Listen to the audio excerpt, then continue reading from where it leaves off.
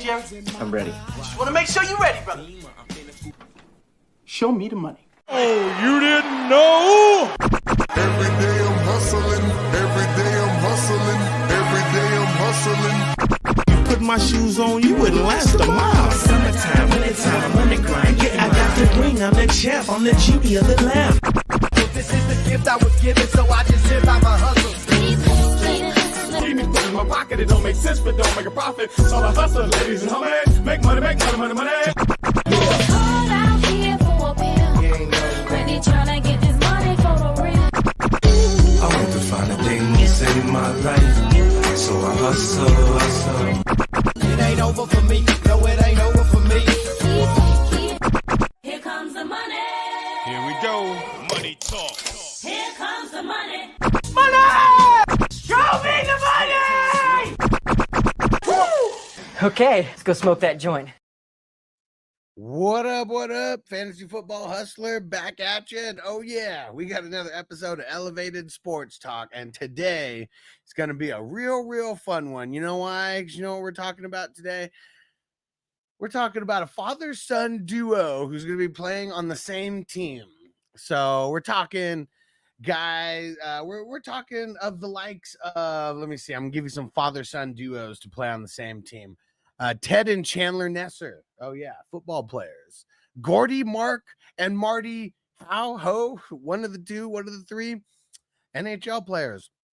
Tim Raines, senior and junior on the in baseball, and Ken Griffey Sr. and Ken Griffey Jr. It's almost disrespect to mention Ken Griffey Jr.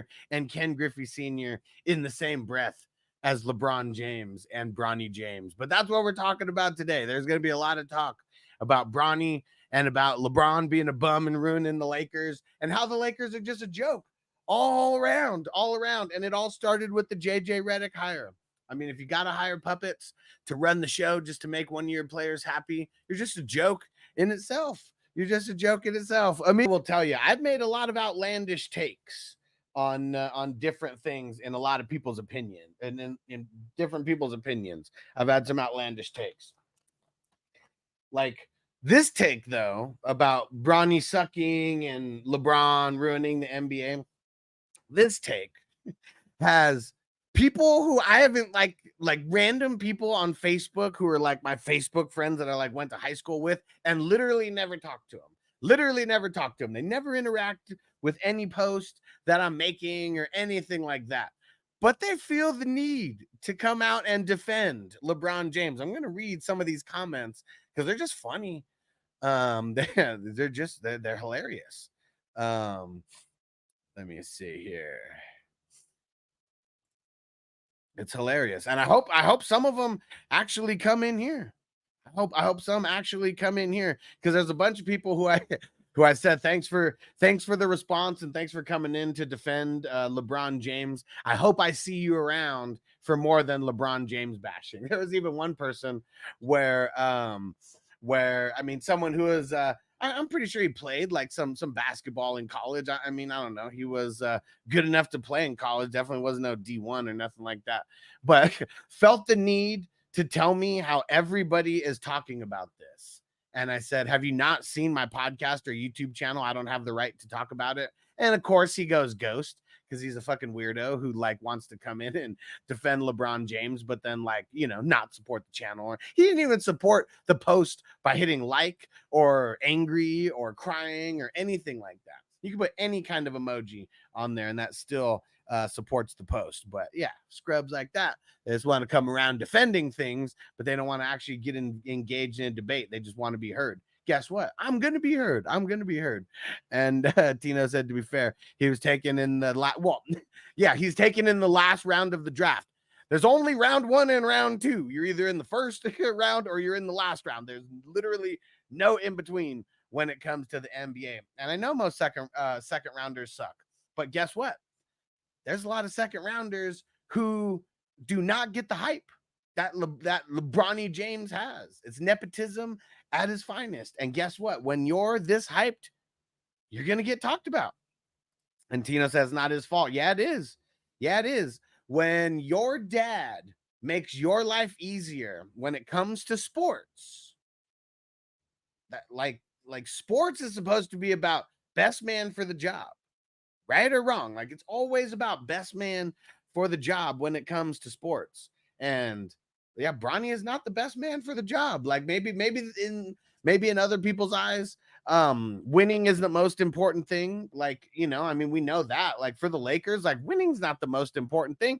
It's about making money and about keeping the Lakers brand a marketable beast. And like, yeah, what they did, they made their team the most popular team in the NBA, at least on social media, like after yesterday, just with that pick. So if that was their only plan, make sure to like increase the marketing value of the team, it's done.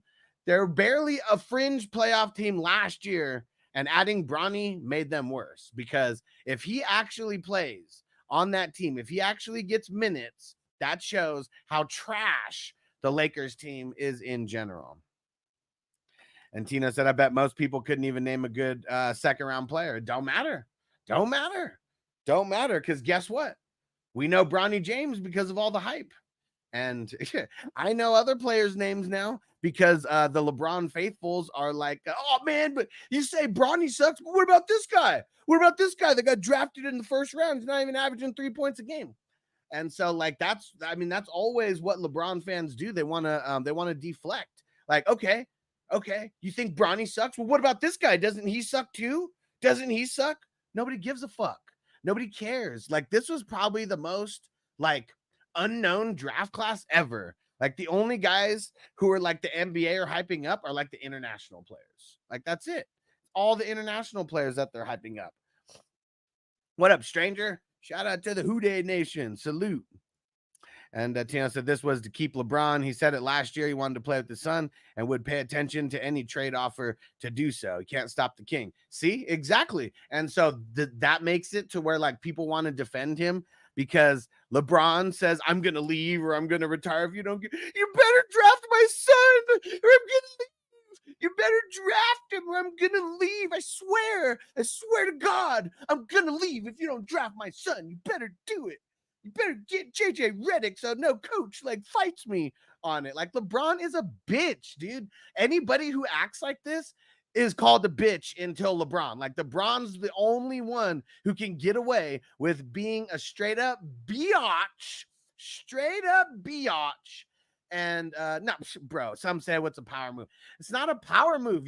He's not a boss. You play on a team that is fucking not barely, you got swept in the first round. That's how good you are. And that's how much of a boss he is. LeBron's a bum. They only want him for his name because they make money off the marketing. Lakers do not care about winning. And Rob say, yeah, because the NBA's lost so many followers because of that bitch. They have. Viewership was the lowest last year that it's ever been, especially in the NBA finals. Lowest that viewership has ever been. Because guess what? People are done with him. He's a shell of himself. He's fucking all hype. He can't help a team win anymore. It's literally all hype. And you guys may love hype beasts who are in their 20th year in the NBA. Time for him to move over. It really is. It's time for him to move over. He's a bum. He's a shell of himself. LeBron's never even been the best player on a team that actually won. Like, let's let that sink in. Bronny James has never even been the best player on any team that he's ever played for, but he's the most hyped player coming out as far as the media is concerned. We heard more Bronny James news during this NBA combine than any other name, and that is 100% facts. That has nothing to do with his talent or skill. That has to do with them stroking off LeBron, okay? All these media peeps are just giving a hot tua to LeBron, and that's it. And guess what? I'm not going to get on my knees for him. You guys might get on your knees for him. I'm not doing it. Everyone who comes in to defend LeBron, and when there's nothing, like no reason to, like LeBron doesn't give a fuck about you. Like, let's remember that. LeBron does not give a fuck about anybody who's defending him. LeBron does not do anything for the fans. Tell me one thing that LeBron does for the fans. I'll wait. Tell me one thing that LeBron has ever done for the fans. and ask me what's Jordan ever done for the fans. I hope you will. I hope you will. And Emilio said, Huts, I watched LeBron play. He's not a bum. Yeah, he's not a bum in the first 3 quarters, right? When he's padding those stats. Is he a bum with the game on the line? Yup. Tito said, you tell me LeBron doesn't know me. No, I'm saying that LeBron doesn't give a fuck about one fan, let alone you, Tino. I'm talking one fan of the NBA. LeBron doesn't get 2 shits about it. Okay, there we go, Tino. That's what I was waiting for. What has Jordan ever done for the fans? Play 82 games. He said, I'm the star. People are coming to see me, and they're paying their hard-earned money to see me play. I'm going to play 82 games. That's what a star does. Not be a bitch and take games off in the weakest version of the NBA right now, where you can't foul anybody, you can't touch anybody. Jordan saying you're going to play because people are paying their hard-earned money is being a man of the people. LeBron has only played 82 games one time. Don't give a fuck. And didn't he quit on the best team assembled? Oh, my bad. He retired. What? Actually, yeah, because everything was changing. You don't remember? Come on, Tino, you haven't seen The Last Dance? Come on. I mean, they were doing Jordan dirty like while he was winning championships. Do you realize how much Jordan was getting paid during the first three-peat? Like, he came back and then they started giving him 30 mil a year or whatever. But literally only the last 3 years of his career was he paid real money by the NBA. Outside of that, it was bullshit money. LeBron's been paid real money from the NBA for fucking ever. And Tino said, oh, I've seen it. So then you know. But yeah, left to play baseball. Well, I mean, we hear a lot of things about that, how the mob made him do it and all that kind of stuff. Who the fuck knows? And and it's really lucky for all you LeBron fans that he did go play baseball. And you guys are even more lucky that baseball was having a strike, because that was one of the reasons that actually pushed him back like right away or faster. I mean, so yeah, you LeBron faithfuls, you're lucky that Jordan only won 6, because I will tell you, there's nothing funnier than debating a LeBron fan on who's the GOAT, because LeBron fans love to say what you can't say.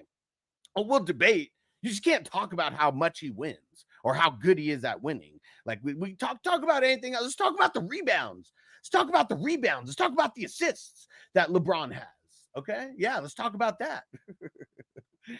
Jamie said, you think LeBron took his kid to Diddy's parties? Come on, bro. You know that he was there. LeBron is a big frequenter of those Diddy freak-offs. And I'm sure Bronny got brought to a couple freak-offs before him. And Tino said LeBron isn't the highest paid anymore.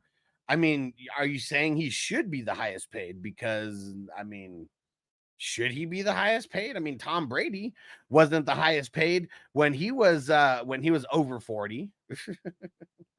Like that's what it, like, I don't know why someone who's a 20-year vet and who's a shell of themselves from 10 years ago, would be paid the highest in the league. Like, it really shouldn't be. Tino said chicken curry. Chicken curry is. Yeah, not for long, though. I'm sure not for long. And there you go, stranger. How many championships did LeBron lose? How many did Jordan lose? 0.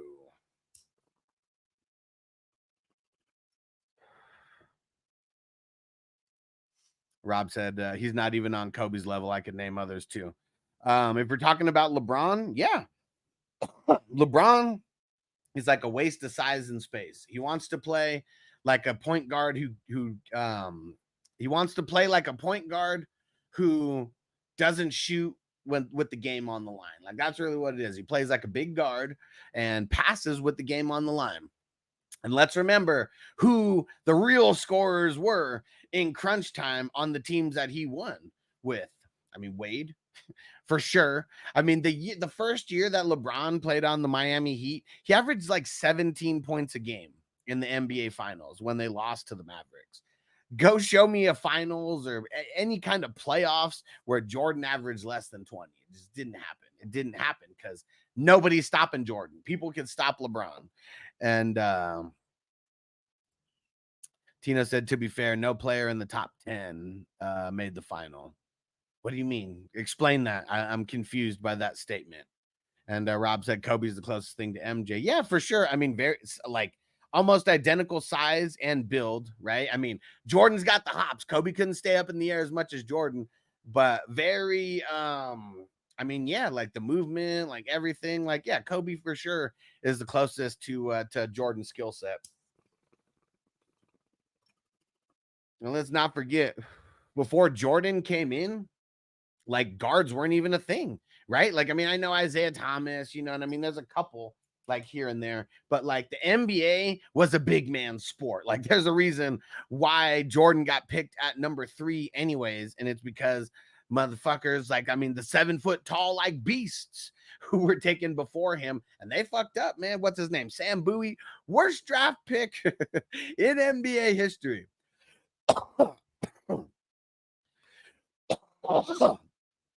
Tino said we went over the game-winning shot question already. LeBron tied for second.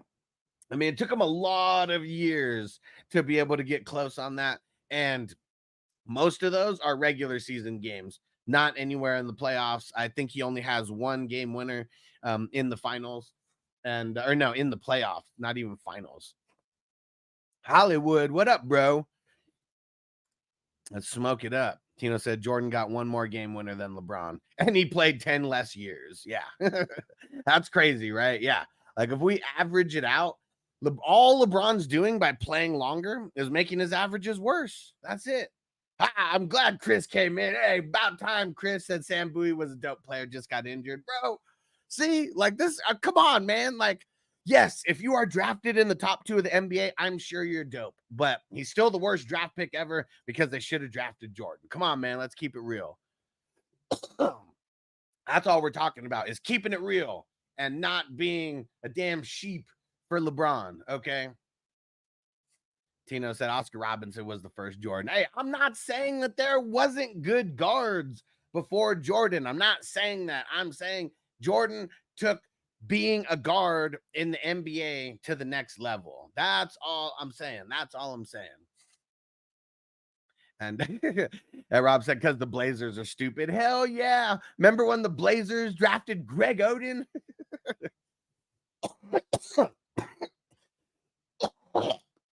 Remember when they drafted Greg Oden over KD? Blazers are fucking stupid. Chris, I know LeBron is a forward. He's a small forward. And even though there's guys like Charles Barkley who are shorter than him, who are bossing up and playing power forward. Yeah, LeBron's doing it. LeBron's doing it. And he said the disrespect. LeBron's a bum. LeBron is a bum, Chris. You know it. It's always been that way. It's always been that way. He's a bum. He was a bum then, and he's a bum now. I'm going to get that drop just for him. Hollywood said second worst draft pick was Greg Oden over KD. I mean, and both made by the same team. How crazy is that? What up, Bakes? Let's smoke it up, bro. What Jamie say? Ever seen the Matt Damon movie about the Air Jordans? Yeah, I'm almost positive that Ben Affleck was the director of that. It was pretty cool. I mean, we like it. I mean, there is no, I mean, it's about his shoe deal. And damn it, what was the actress's name who played his mom? Damn it. Someone throw it in the chat. What's her name? I gotta throw it in there. It's she's from How to Get Away with Murder and from Fences.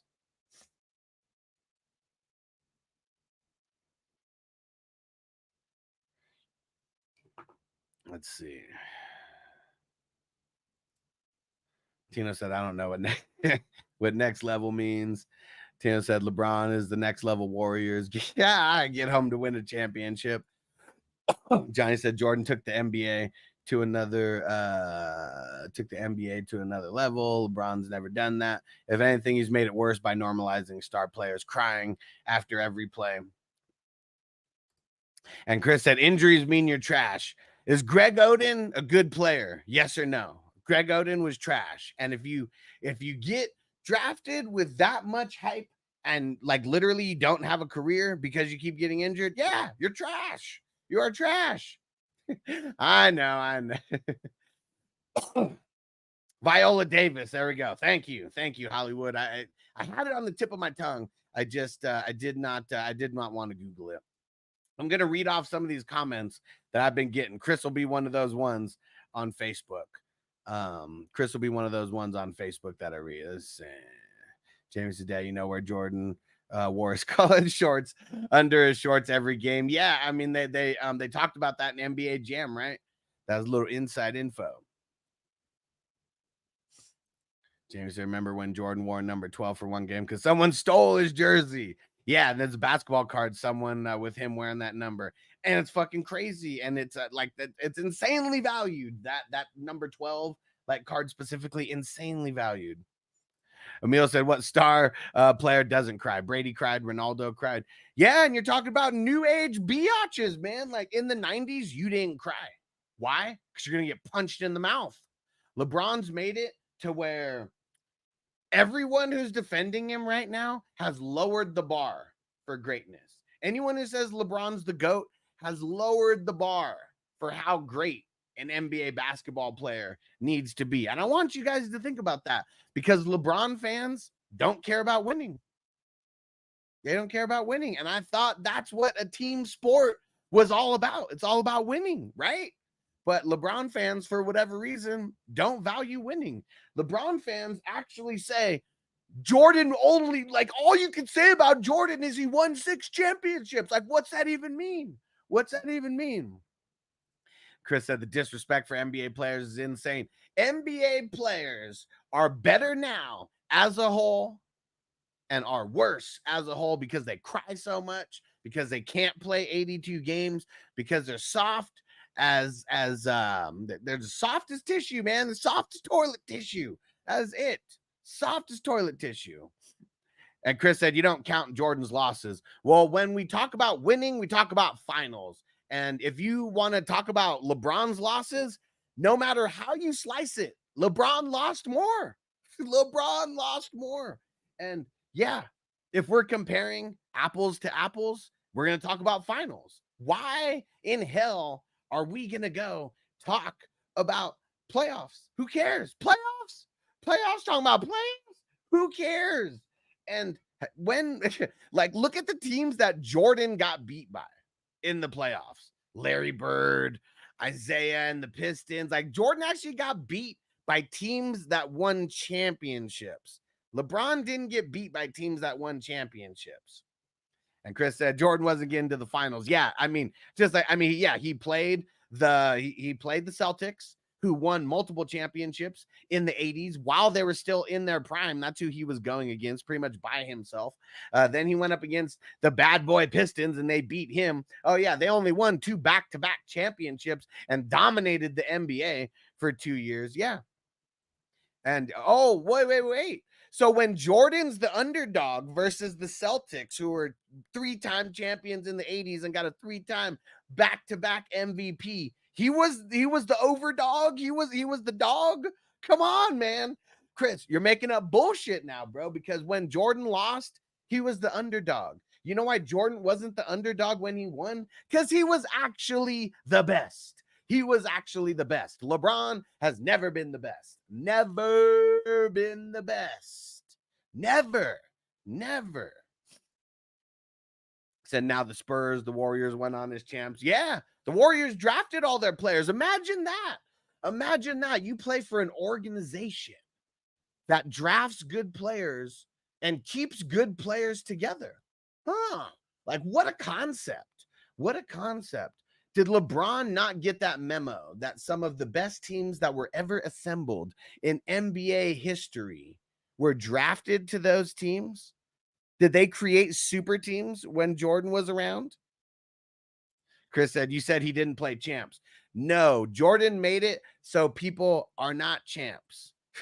Yes, of course, Chris, if you make the finals and you lose to the champion. He lost to all those champions in the finals. I said when he was in the playoffs, was he losing to teams that went on to win the finals? No, he wasn't. He's losing to the likes of the Indiana Pacers. When's the last time the Indiana Pacers won anything? Come on, man. Come on. I got it. I don't even watch basketball as much as you. And like all of this is just super easy. It's super easy. Come on. He was drafted to the worst. Well, Jordan was drafted like. How many championships did the Chicago Bulls win before Jordan? Can someone put it in the chat? Someone put it in the chat. How many championships did the Bulls win before Michael Jordan? I'll wait. Let me know. Let me know. How many championships did the Bulls win before Jordan got there? Come on. I'll wait. Let's go. Give it to me. And Tino said, I don't know. He said NBA wasn't a thing until 1988. Yeah, see, exactly. And why? Because of Jordan. But I'm waiting, Chris. How many championships did the Chicago Bulls win before Jordan started playing there? I'm waiting for you, Chris, specifically. I want you to say it. How many? How many did Cleveland win?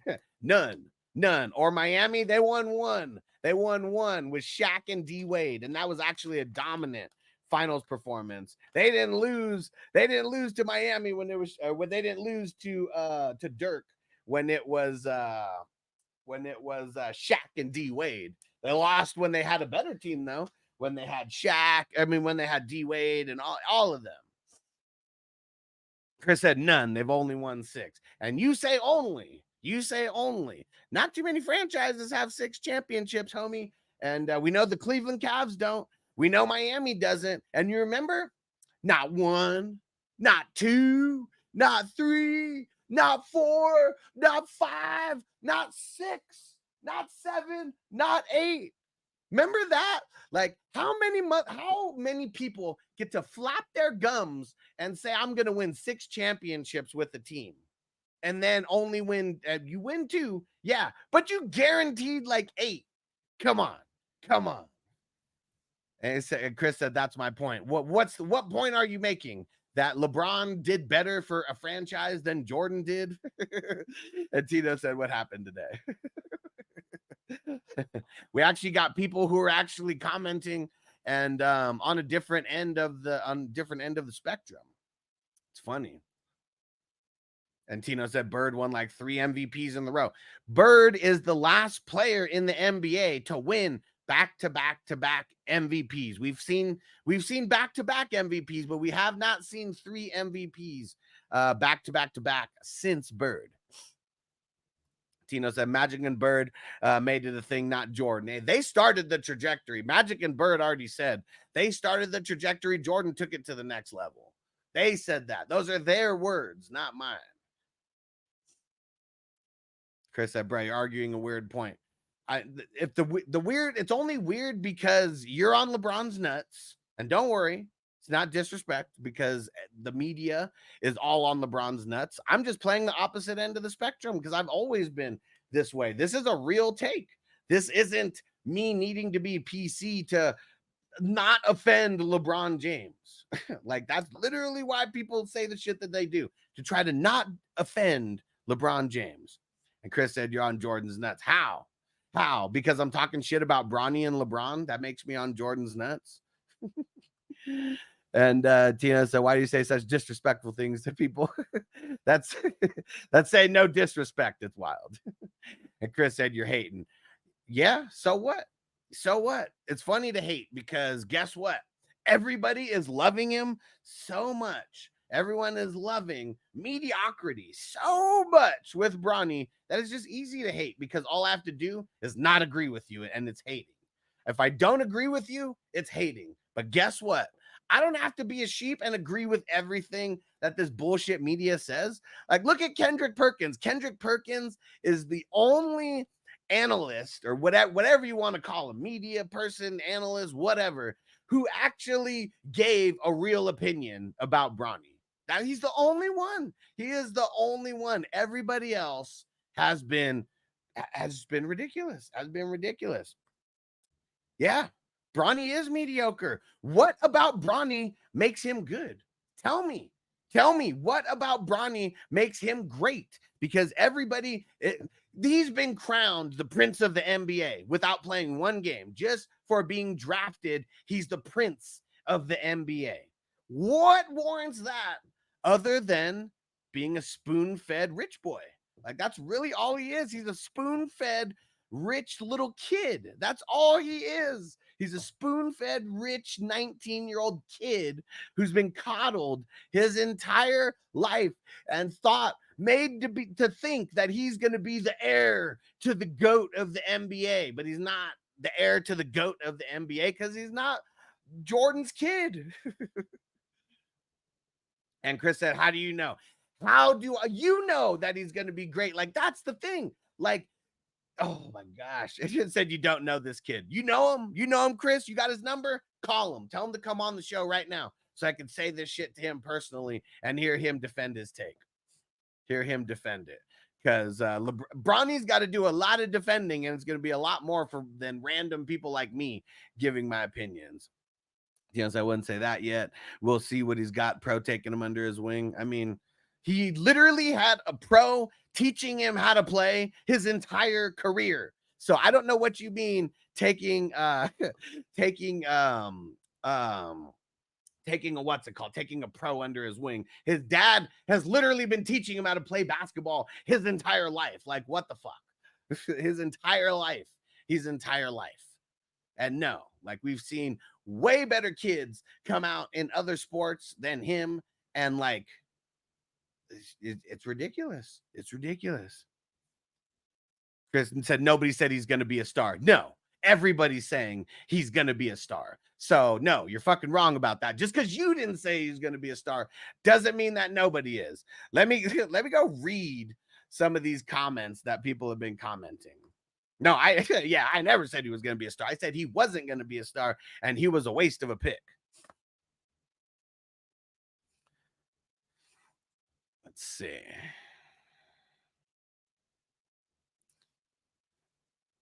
Hold on, let me get over here.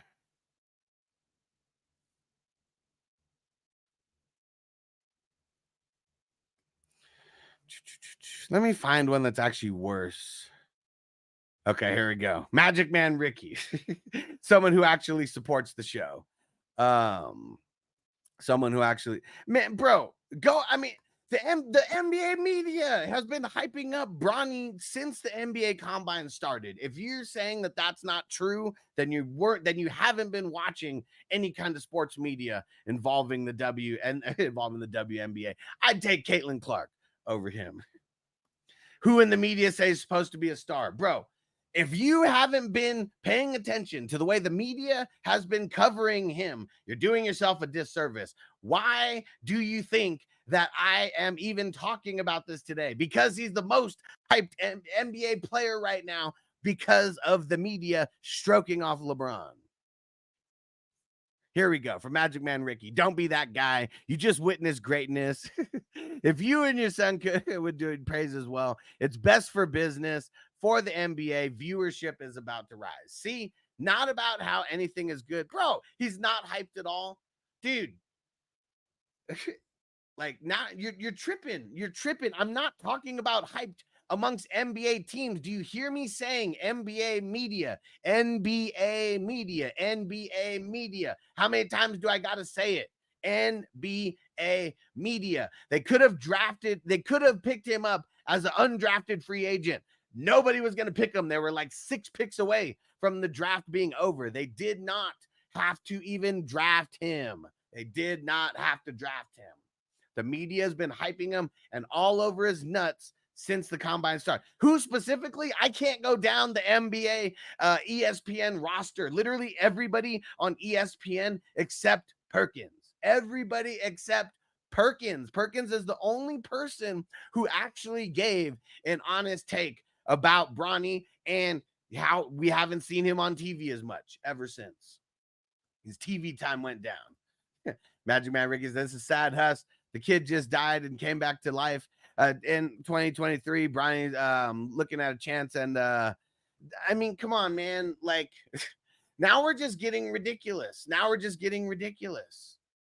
Now we're just getting ridiculous. Like, I understand that he had a heart condition or something and came back. Like, I understand. Am I talking shit about that? No, because guess what? He could have still played in college. He could still be playing in college. He has not proved anything in college. Nothing. Didn't prove anything in high school. Nothing. Nothing. Oh my gosh. All right, Chris, let's go see. Let me go look for YouTube videos. Let's see.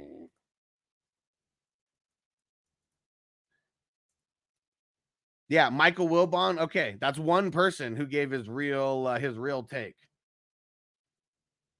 Let's go see.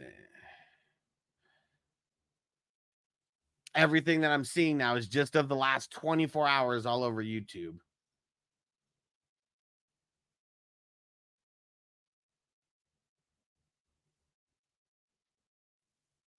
Man, I don't even want to give any of these people hype because fuck ESPN and all their fucking bias shit. We know that ESPN is like LeBron James's fucking. I don't even want to put it on here. I only want to play the Kendrick Perkins shit. Because, yeah, do I want to play some fucking Dan Orlovsky shit or fucking these stupid Yahoo fucking these stupid Yahoo Sports fucking people? Let me see. And it sucks because everything that I'm seeing right now is all just from the last like 24 hours, and that's it. Like, now I got to search and do research because you haven't been paying attention to any sports media. Said he couldn't find it. You're capping. Come on, bro. All right, let me. I don't want to play. I don't want to play shit that I haven't seen. Let's go see it. Let's go see how bright.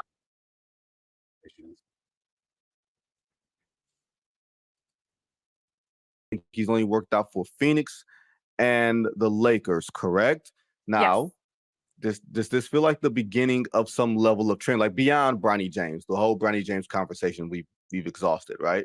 But it feels like, KP, this is going to be the start of kids with familiar last names and parents who we know and have seen for years. This just feels like the start of a trend, right? Yeah, there's two players in this year's draft, Devin Carter, whose dad is an assistant for the Memphis Grizzlies, and also Bronny James, obviously his son or his dad is weird. LeBron I've never James. heard of that. The wave that's coming in the next few years. You got Cameron and Caden Boozer that are going to be in 2026. Yep.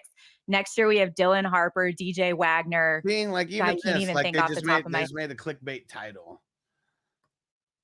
People just made a clickbait title. Nope, it's not. That's why I said every video that I'm seeing is from the last 24 hours. Why were you not? See, Chris, this is the thing. You've never even cared to come around this show. So when I was talking about this during the NBA Combine, you weren't even here. This is what took you to actually come watch this show. A dude that I've known for, how long have we known each other, Chris? Easily 15 years, right? Easily 15 years. This is like the first time you've ever actually cared to come in on the topic of the show, to actually hear what's going on. It's only to defend LeBron. Only to defend LeBron. Like, that shows how soft people is. And Chris said, stop lying. Yeah. Okay. I'm lying. Everybody on ESPN said Bronny James was going to suck. Yes, you're right. There's not been any dude, you are so blind. You are so blind to what's going on. You are so blind to what's going on. Hold on. I got to find the NBA combine coverage. That's what it is.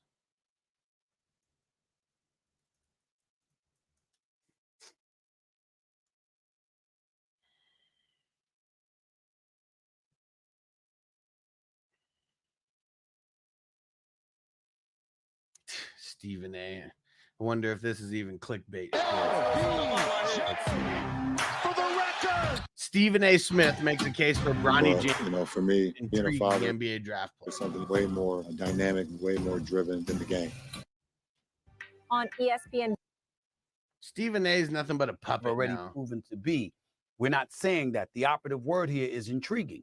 You're wondering where he's going to land. You're wondering why he's going to land the place that ultimately he may end up landing.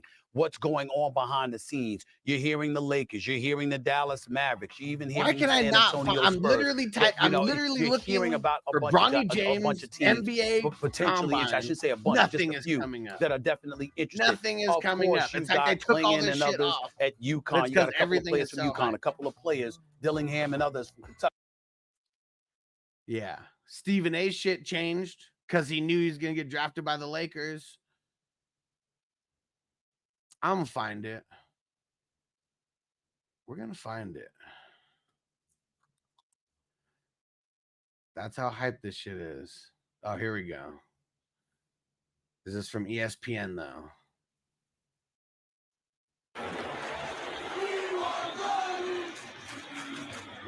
No, this is just his highlights from the combine.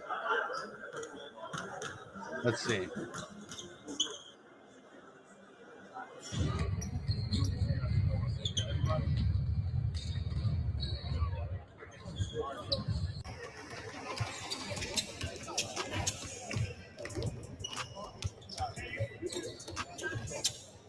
Hell yeah.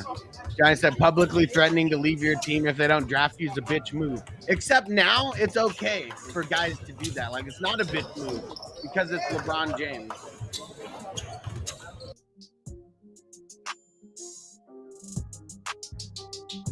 Yeah, let's keep showing the intangibles. Let's see it. I want to see him actually play. Let's see him actually play.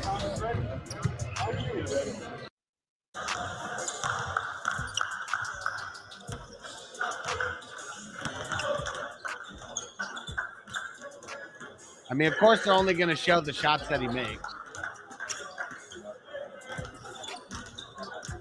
Can we see them playing? Where's them actually playing?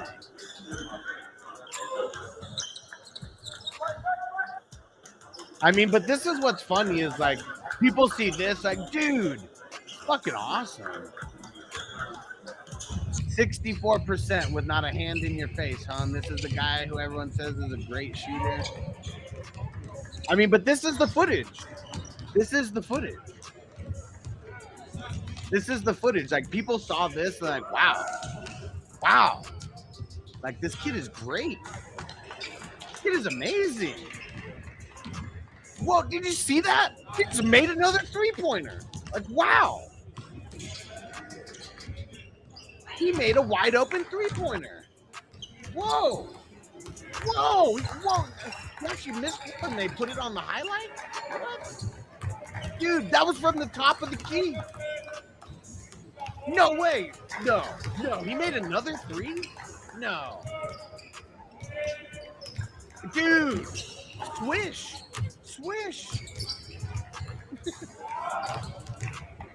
What are they supposed to say? He's making all the shots. I mean, this is what people get hyped up for, though, right? This is what people get hyped up for, right? Combine, nobody in your face, a gym shoot around. Like, this is what people get hyped for, right? This is why he's the best.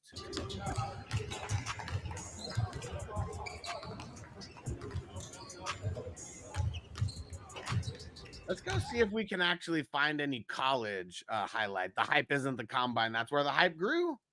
Let's go look at Bronny USC.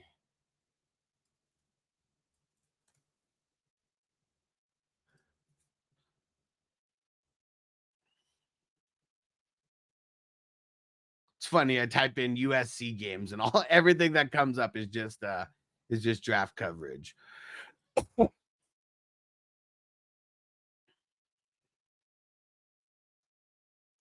Let's see the highlights from his Trojan debut. And a beautiful day in Southern California. Trojan fans the women's USC team the Galen Center was like so much better to watch one than of the, the most USC men's debuts team. of a college basketball crowd on their feet.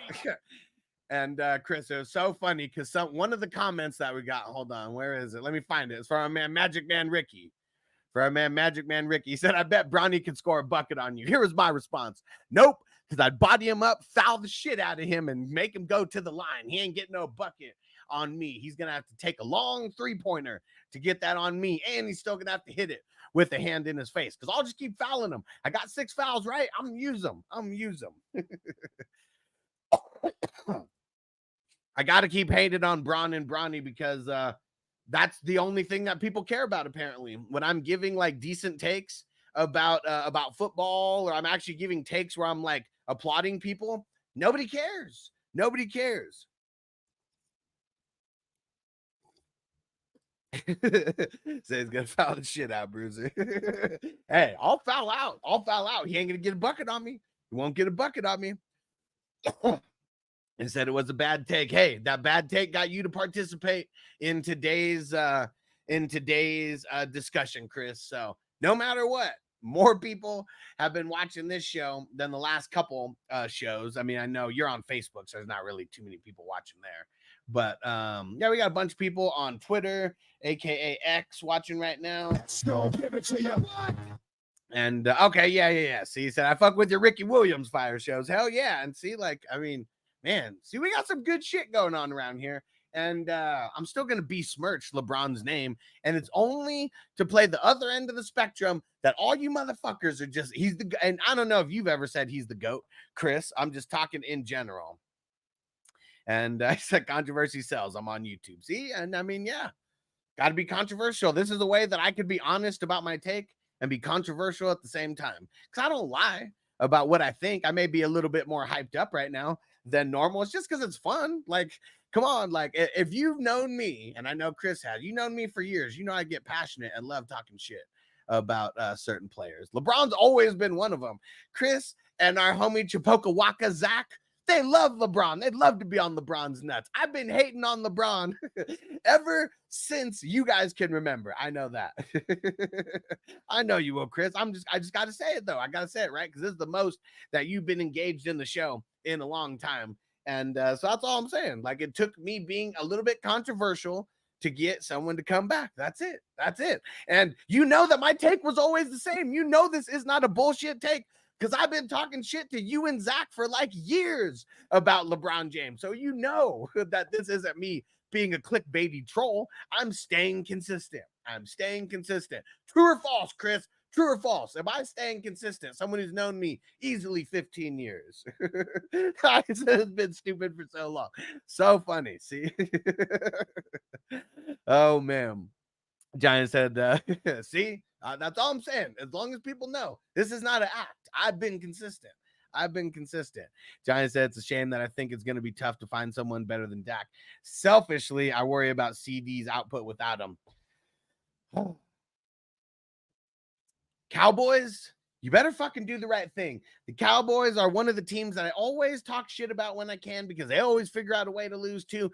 Don't fuck with our fantasy football and our CD Lamb, man. Come on, Dak is like the best thing that you've had since Tony Romo, a 4th round draft pick that has came in and done nothing but, I don't know, like done nothing but be at least halfway decent for the Cowboys, like the entire time. Like, he's been nothing less than halfway decent the entire time. I mean, the year he got hurt, he was on like the most insane like pace that he's ever been on.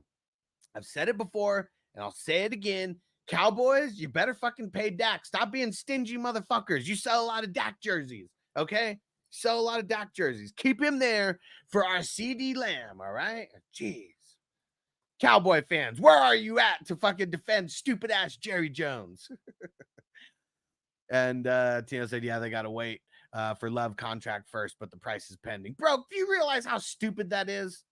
That Jordan Love needs to get paid first? Chris, here we go. Yep, now I remember why I left. Why? Do you not want Dak to get paid, or because I talk shit about the Cowboys when they do stupid shit? Like, Dak needs to get paid. Like, why should Dak not be paid like a Kyler Murray, for example? Like, I mean, Kyler Murray.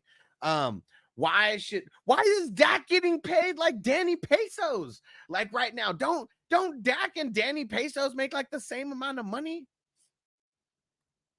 And Tino said that's how it works. You let the rookie, but no, like it's not.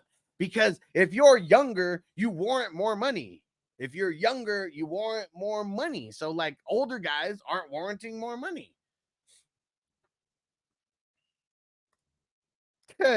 Jerry hopped up on Blue Chews and Perks and said, damn, should get paid. See, Dak, that's all I'm saying. Like, come on. I'm talking shit about the Cowboys for not paying Dak. Like, come on. I know you got to figure out how to pay Parsons and all that. But if the Chiefs can figure out how to pay Mahomes and Kelsey and all these motherfuckers that they're paying, and they keep restructuring the contract and keep doing cash over cap, like, why are the Cowboys being so prideful about paying Dak? Like, why? Why? That's the thing that I hate. He's actually doing good. Like, yeah, he's not making it to the Super Bowl. Tony Romo wasn't either, and Tony Romo got paid every chance that it came up. He got paid.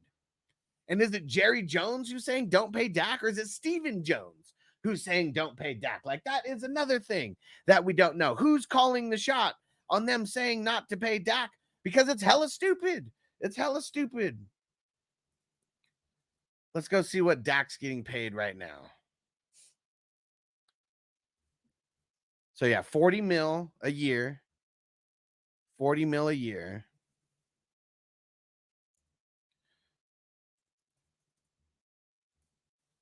Let me see if I can find a list of all QB salaries this year.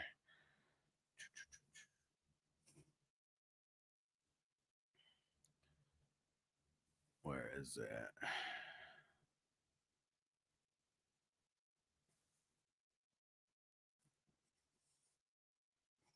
All right, let's look at, what do we got to look at? Because the base salary is very, very deceiving because of people who took cash over cap. But just listen to this. The base salary for Danny Pesos, Mr. Daniel Jones on the Giants this year is $35.5 million. Dak's base salary this year is $29. I'm pretty sure they're getting the same amount of money. Damn it, let me see. Where? Probably got to look at the cap hit, right?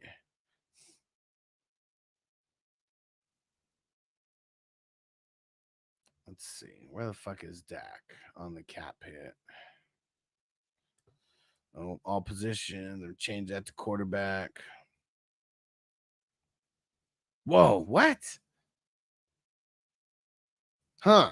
This is weird. How's Dak getting paid 40 mil a year? But I guess it goes up every year, huh? On paper, Dak's salary is 55. Or not on. I mean, that's his cap hit. Where's the real fucking money, man? Where's the real money? Because is he getting paid 55 this year?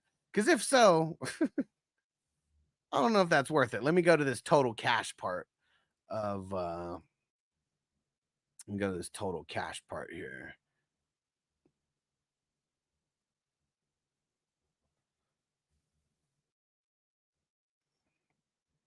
Okay, so total cash.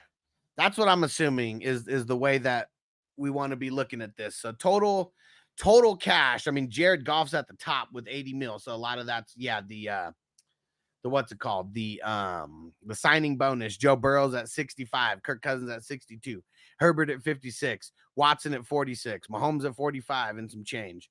Hurts at 40, T-Law at 39, Kyler 38, Aaron Rodgers 38, Danny Pesos 36, Dak 34. So Dak's being paid this year as the 12th highest paid quarterback.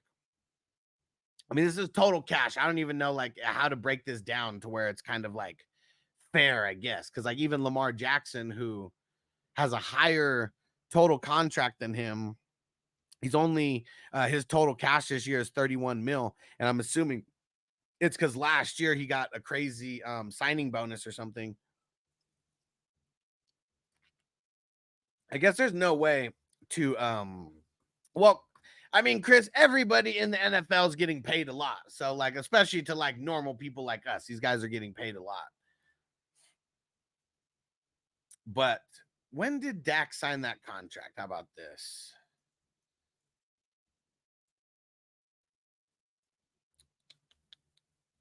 How long has he been on this contract?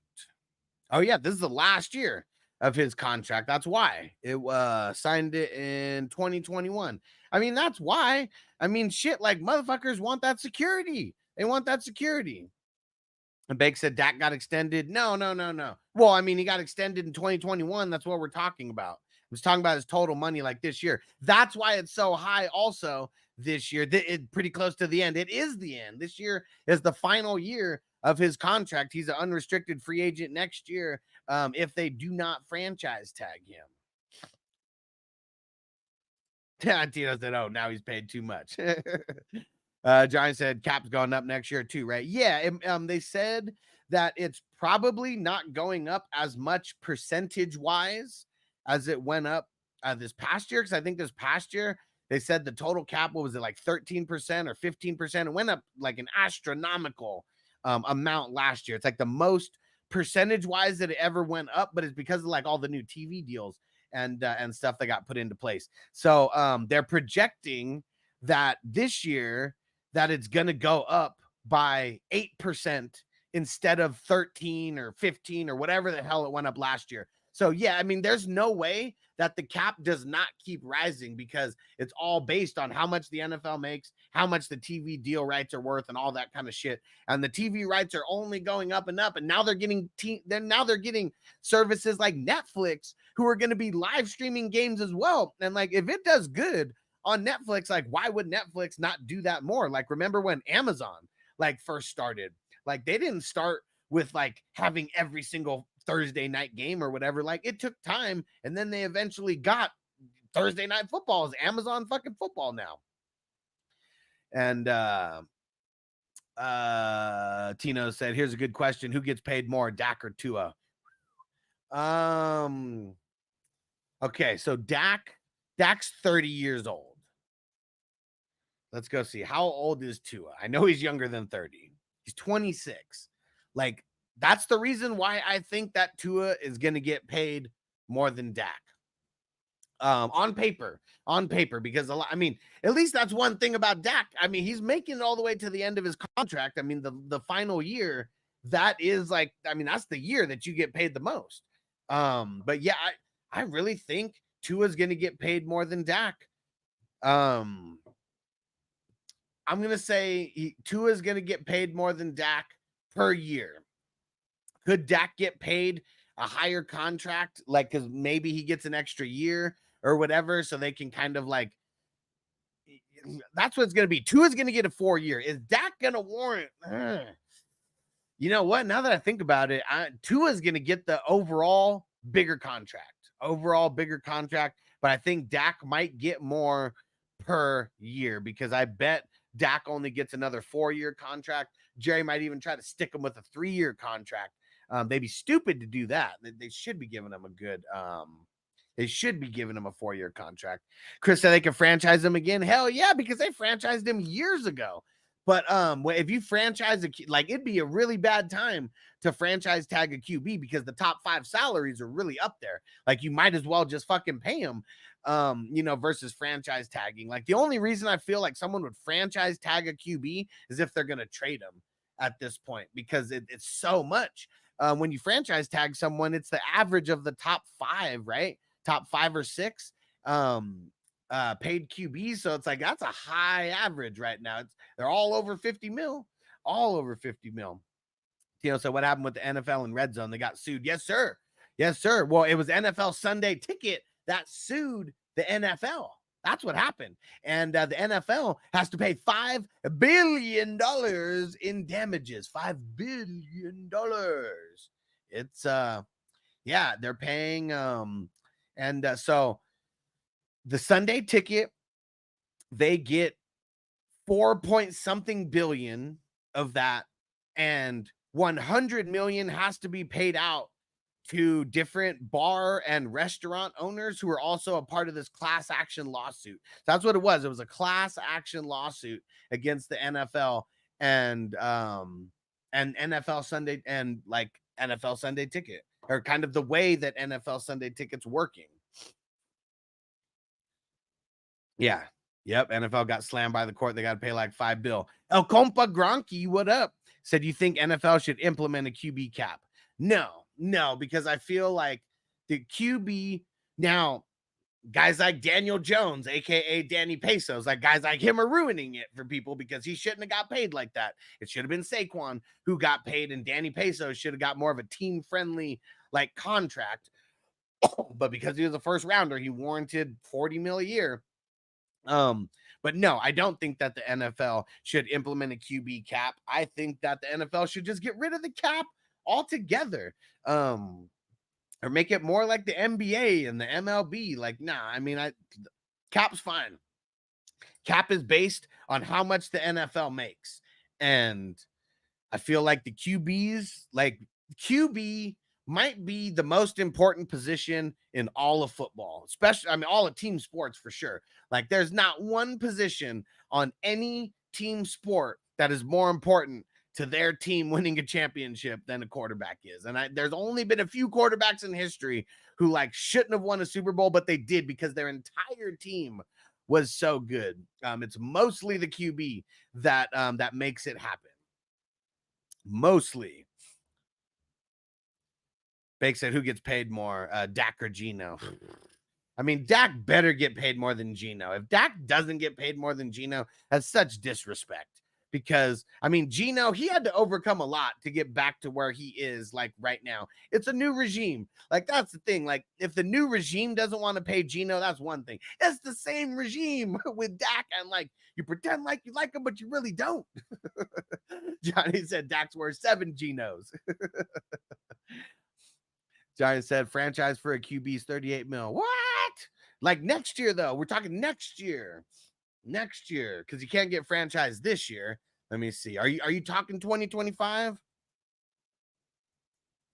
Let me go check.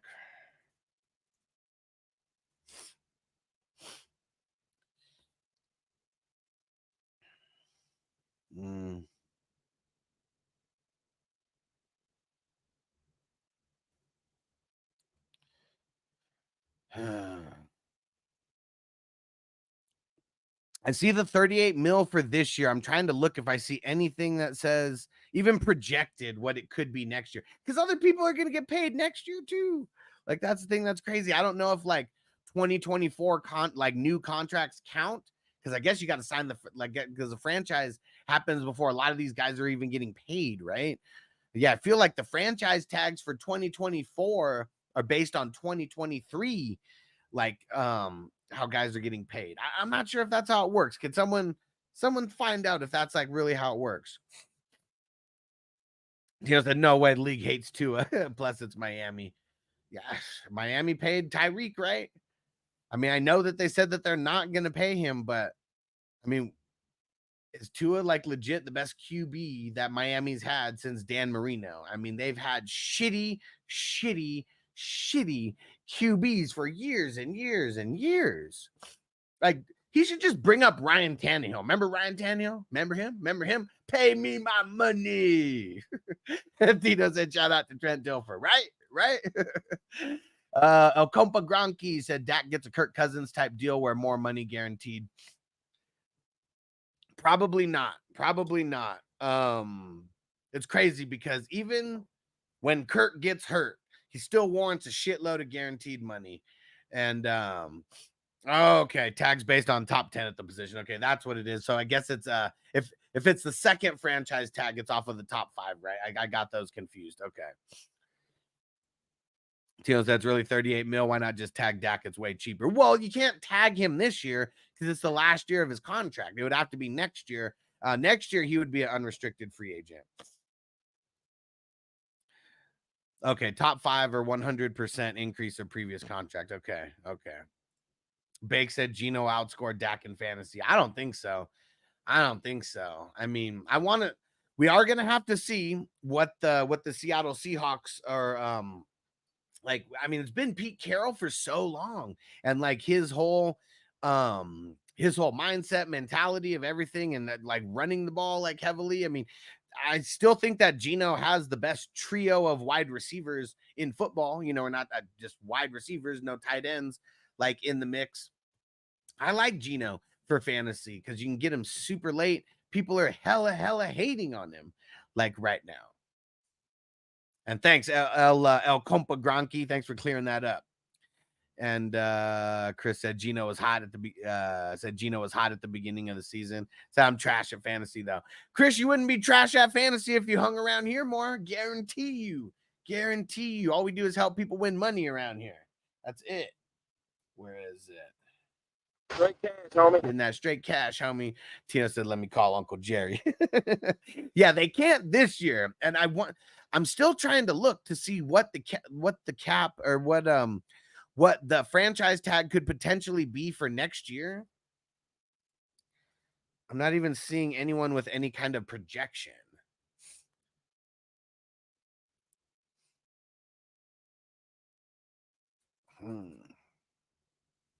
But things would be changing though in 2025 for sure, because we saw multiple QBs get paid in 2024, and if it was 120% of the previous, if it was 120% of the previous contract for Dak, I mean that would be high, because now his on paper it's 55 this year.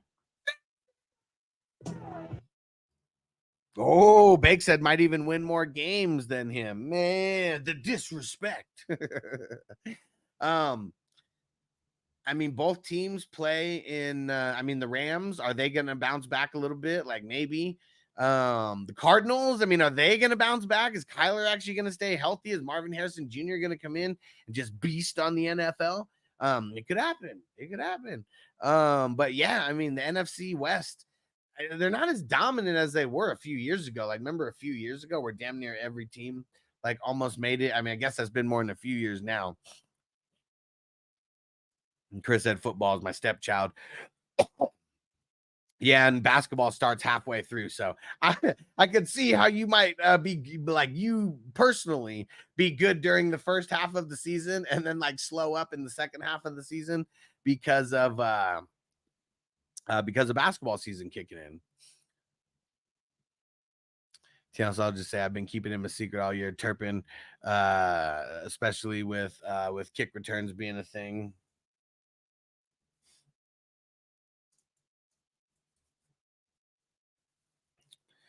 I believe it. Let me go look and see.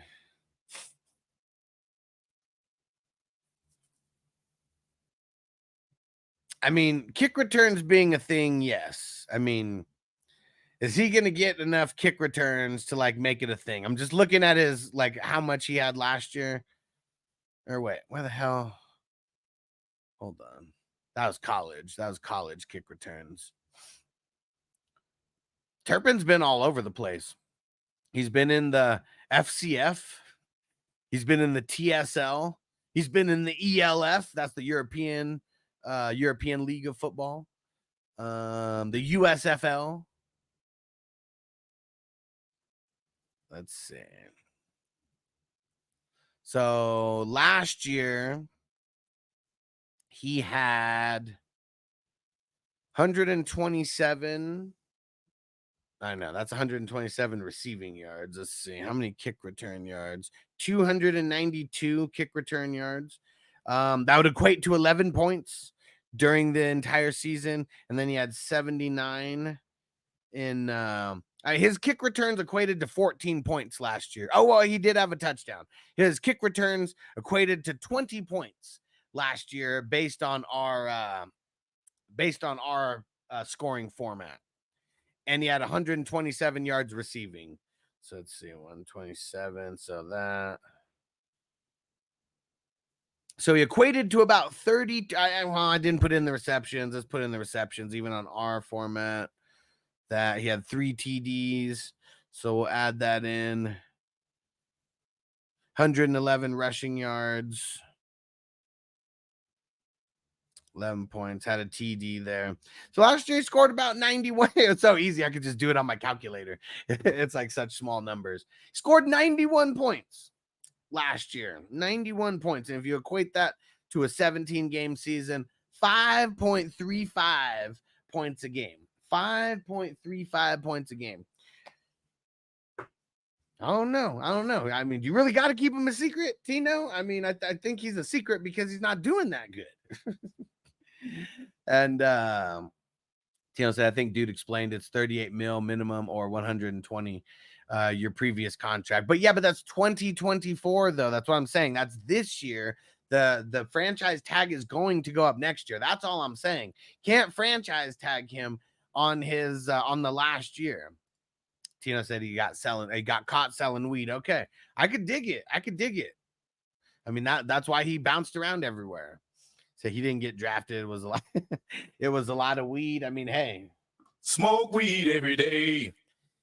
like NIL. What I mean, either he wasn't good enough to be a part of the NIL, or really NIL wasn't a thing before COVID year. Looks like that's when he went through 2021 or went through 2020. No, 19. Yeah, it's crazy. 5 years ago, NIL wasn't even really a thing for college, right? That's nuts. Tino said it's like Purdy, they can get 38 mil if they tag him, but Dak would get 120% of his last contract. Yeah, but I wonder, would it be 120% of the would it be 120% of the single year? Like would Dak get 100? Where you at? Where you at, El Compa Gronky?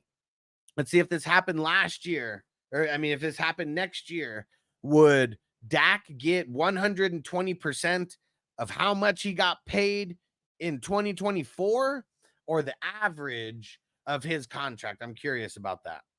And TS, I'm guessing it'd be the single year. I mean, that would make sense, but it's also like, I'm sure that NFL owners like wouldn't want that to happen, because the last year of your contract is always the most expensive. Like there's no getting around that. Like that's just the way that the NFL contracts work. Chris said no NIL chippers. Yeah, see, it sucks, man. Sucks. Like guys had to do that. Where did he go? Where did he go to college? TCU. I mean, come on. The school that is most known for paying people couldn't pay that man some money. He had to sell weed to be able to survive. Come on. And Tino said, I think that's why they would avoid it. Huss. For sure. I mean, especially if it is. I mean, QBs just don't get franchise tagged too much, right?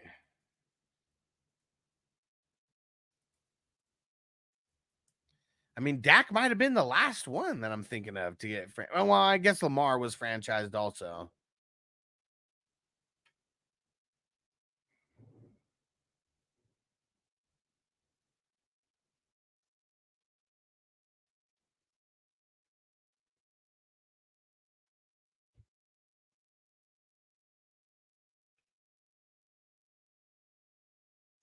All right.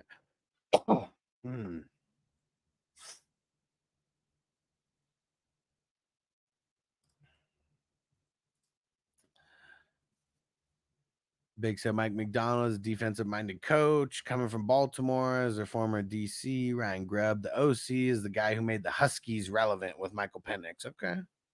Coming from college, huh? I don't have a lot of respect for coaches coming from college to the NFL until we see it, especially offensive-minded coaches. I mean, like offensive coordinators and stuff. Because we've seen a lot of these guys who killed it in college and who couldn't translate it to the NFL at all. Tino said most teams backload the contracts while Lamar isn't making much this year, but I'm sure it goes up every year. Yeah, for sure. I mean, it's like you get, just like the rookie deals, you get paid the most in your rookie deal, like the most overall, like in your rookie year. And then it, goes from getting paid up here the first year because of the crazy signing bonus. Then it comes down here, and then it's like for the next couple years. Yeah, for sure. And they got Joe Biden coaching. That's funny. Bake says Seahawks are going to protect Geno, which means more opportunity to throw.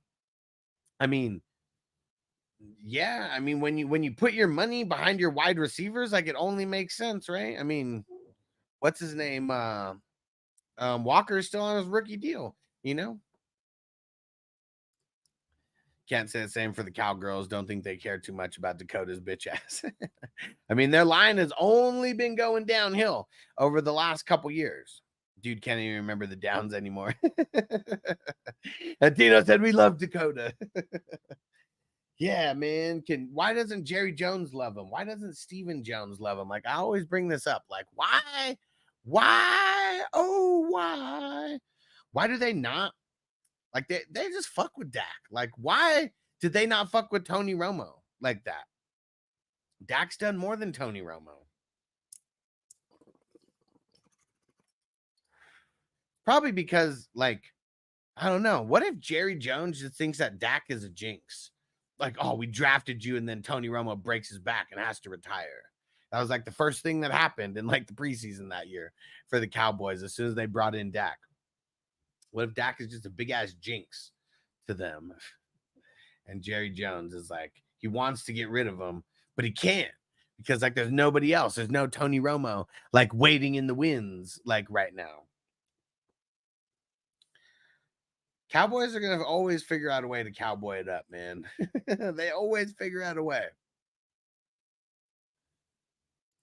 And he's marketable. Uncle Jerry likes money. I mean, you know, light-skinned quarterbacks. Like, I mean, they're really good marketing pieces. Like, that's for sure. Uh-oh, Noble's in the house. What are you doing, Noble? Nothing, but I was wondering if you could do a wrestling quiz. Oh, well, see, what sucks is the drops don't Work? Yeah, like they come through choppy. We got to figure out how to get them to work better. Oh. And Johnny said, "Salute Noble." Salute Johnny. I'll be right back. I'll be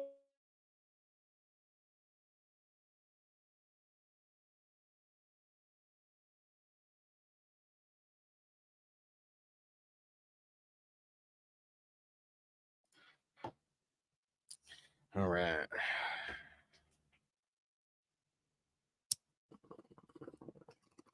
Noble said he wants to do wrestling trivia with people's entrance music, but the soundboard, man, the soundboard's not working. With the long wrestling songs for what sucks.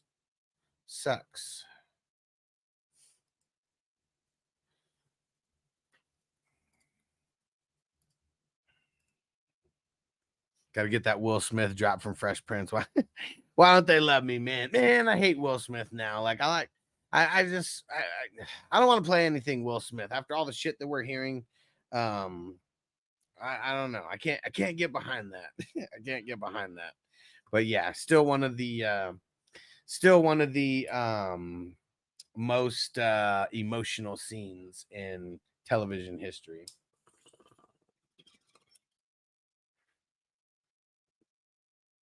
But yeah, fucking Fresh Prince getting way too fresh with people. So I don't know. We could try Noble, but the drops aren't working too well. So I don't know what to do.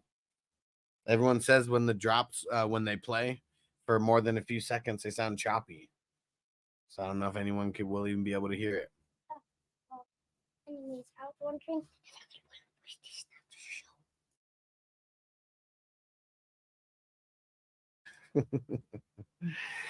And must disassociate Fresh Prince from Will Smith. It's hard because when I see his face, that's all I think about. It's I mean, I guess there's certain things that I feel like you could overlook, but I don't know, man. The stuff that we're hearing about Will Smith, it is not looking good. I'm waiting until the dude from Empire. Hey, Dad, when did Tino get in? Tino's been here the whole time. Oh. Salute Tino. And I said, after hearing about the other celebrities I think I just had a bad day. I forgive him. Should have slapped him. Now, it ain't because of that made me get more respect for Will Smith. It wasn't because of that. It wasn't because of that. Like, I've talked about it before. It's the child things, man. These child stories, bro. Like, we're here. It's tell Tino about Streets of Rage. Me and Dad completed Streets and Rage. Yeah, me and Tino couldn't do it, but me and Noble did. We completed the whole thing. Yeah. Me and Tino lost on the final boss, but Noble said, we're not having it. Final boss is going down. Yeah, and we did it. Yeah. Oh, no, so? Okay, go. What?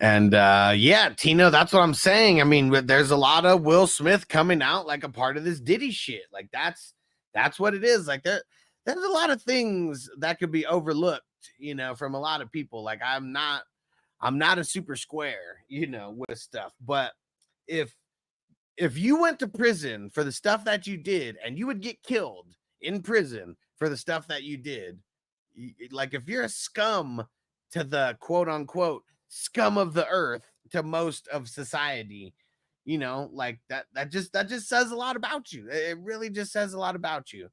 And so that's really what it is. Like that, and a lot of this is fresh, but like Orlando Brown's been talking about this forever, saying that Will Smith and Diddy, you know, that you do the math, you fill in everything else. Because I know YouTube, they hate when you say stuff like that.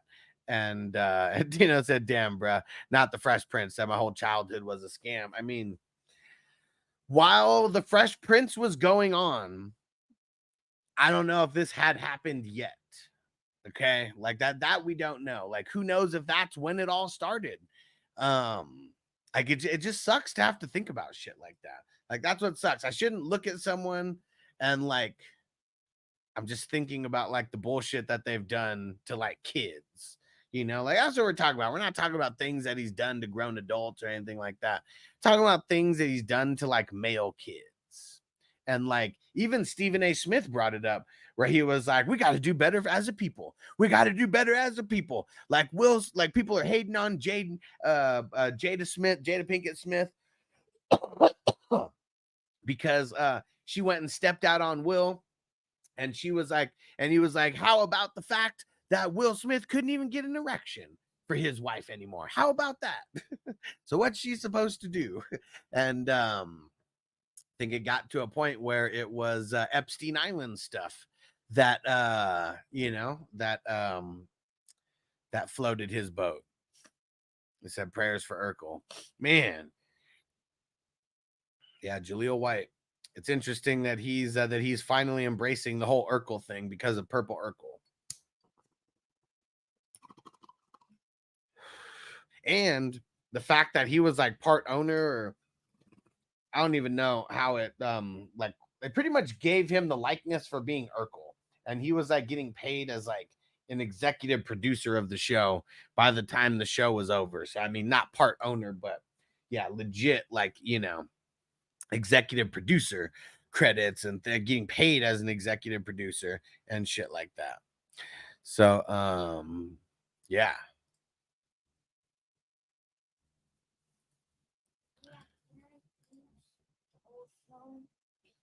Gotta ask Mom. I'll tell you where it is. I saw where it got left. Whew. Today's been a crazy show. One thing I'll tell you that sucks about Vegas, got to drink like 10 times more water because, man, I swear, get that dry throat. Like, man, I just can't even stop coughing.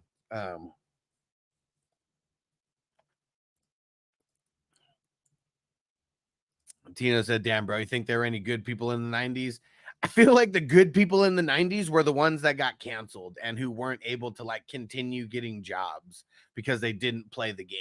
Like that's what's crazy is like look at Brendan Fraser. Remember how Brendan Fraser like I really think that Brendan Fraser is a good guy because of how Hollywood canceled him. Like it's crazy. It's crazy, man. I don't know.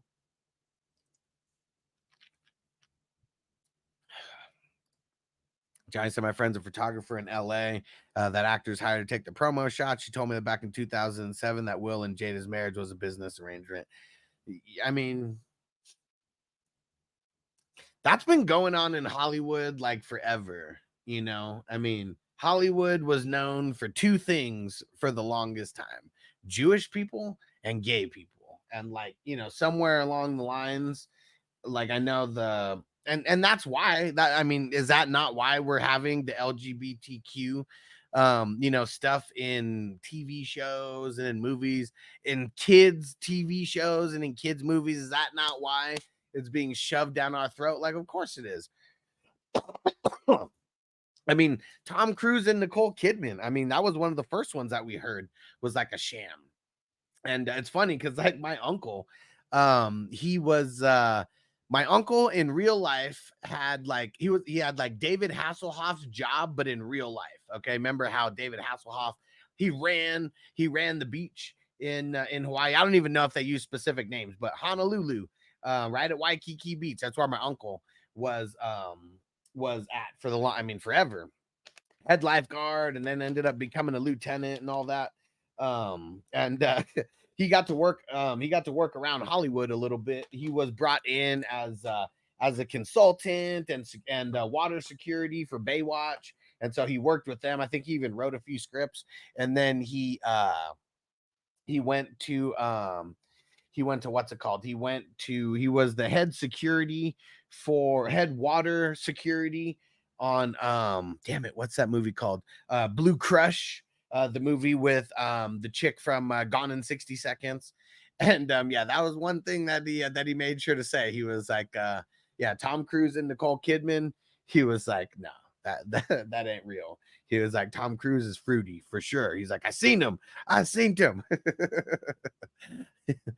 And what Tino say? Yeah, we don't. Yeah, we don't know. It's all rumors. If we hear motherfuckers fighting for millions of dollars in these movies, I wouldn't know what to believe until I see a motherfucker in jail, right? Right? And he said, talking about jail, how the fuck did Bill Cosby get out? I see he was just touring. What? Bill Cosby got out? Dude, how? With a rap sheet a mile long, 10 miles long? What? They overturned his conviction and said his due process was violated. Man, and see, and like, that's one of the things is like when you have money, people can like take a little bit of money and like mess things up on purpose, right? Like, I mean, that's why whether OJ did it or not, we don't know. Okay. Wink, wink. We don't know if OJ did it or not. But the reason why OJ didn't get convicted is by all the mistakes that cops made, that prosecutors made along the way, like all the mistakes. Oh, did I say Gone in 60 Seconds? Fast and the Furious. I swore I said Fast and the Furious. I'm super high. I mix up Fast and the Furious and Gone in 60 Seconds. Michelle Rodriguez from Gone in 60 Seconds from Fast and the Furious. I think yeah, too much in prison, so I let him out. Yeah, I mean, guy like Bill Cosby, you're not in general population. Like you're PC'd up. Like you're like that's what's crazy. Unless you're in like, I heard Danny Masterson's in some kind of, some super minimum security PC like prison or whatever. Might even be one of those private prisons for all we know, where they get like way more freedom and stuff like that. Who the hell knows? But yeah, guys like that don't get touched in prison. Like they really don't. And yeah, and even in that's what's crazy too. Like even in California, I mean, I'm sure that there's some going on, maybe in like the PC world, but yeah, man, California doesn't stand for that shit, man. You'll get killed if you do that to someone in prison. Doesn't even matter what the case is. Like that's how hardcore the prison gangs are in California. And I think that what was that word? I mean, seemed like everything happened in California, right? Yep, Chris, the Danny Masterson, that 70s show guy. Yeah, he's a scumbag too. He's in some fucking white collar super minimum security prison where he does favors for the guards, so they do favors for him. Like we're hearing, like, I don't know. I mean, I don't know who leaks this kind of information, but supposedly there's a guard in the prison that he's at that did some kind of interview but wanted to keep it anonymous. Like I don't even know how that works. Like maybe there's like hundreds of guards like in the prison that he's at, but it better be something like that, because how else do you keep it a secret? But yeah, there's we hear a lot of shit about Danny Masterson and how he's got it real easy in prison because he's doing a lot of favors for the guards that are in there. Hey, good evening from the future. What up, Marco from the future in the house? Bank said Danny Masterson versus Big Bob. Big Bob. Okay, guys, enjoy. Oh, Marco said, thank you for undoing my mistake in the Dynasty League. All right. You get to pronounce even if you're gay in jail, you might get stabbed. Yeah, well, I mean, if you're I know it depends on where you are. Like there's 50 states out there with prisons in America, because every state has some kind of a prison. And I mean, at least I think so. Maybe the small ones don't. Maybe they transfer them, but I doubt it. California is just on a different level because, yeah, like Southsiders, like that's what's crazy. Like that's kind of why I don't like American Me like anymore, because of like because of just the grape things that are happening in there, because like they wouldn't let that fly. Like that wouldn't be a punishment. Punishment is to kill you, not to grape you first and then kill you. Like, no, it doesn't happen like that in the California pen. Like, no. He got transferred out to the beach 2 hours ago from me, San Luis Obispo, where he's getting jumped, not wanting to come out of his cell to the yard, PC'd up. Well, yeah, I mean, most celebrity, if you're a celebrity and like if you're in California, like you really got to be a gangster to be on like the Gen Pop. Like, county jail, way fucking different. Like I wasn't a gangster and like I was able to survive in there and no beef or like nothing. I feel like I legit got put in the right spots to where I was supposed to learn lessons, but not get fucked up and not be put in a position where I needed to do crazy shit to survive. Like, but if I would have went to prison and rolling Southside, like, and you're in Gen Pop, like, man, like you're fighting like right away. And it's not even just about the fighting, like depending on, like, I know that I get like even someone like me, like no violent crimes, like anything like that. Like I'd probably be at like the minimum level of like everything.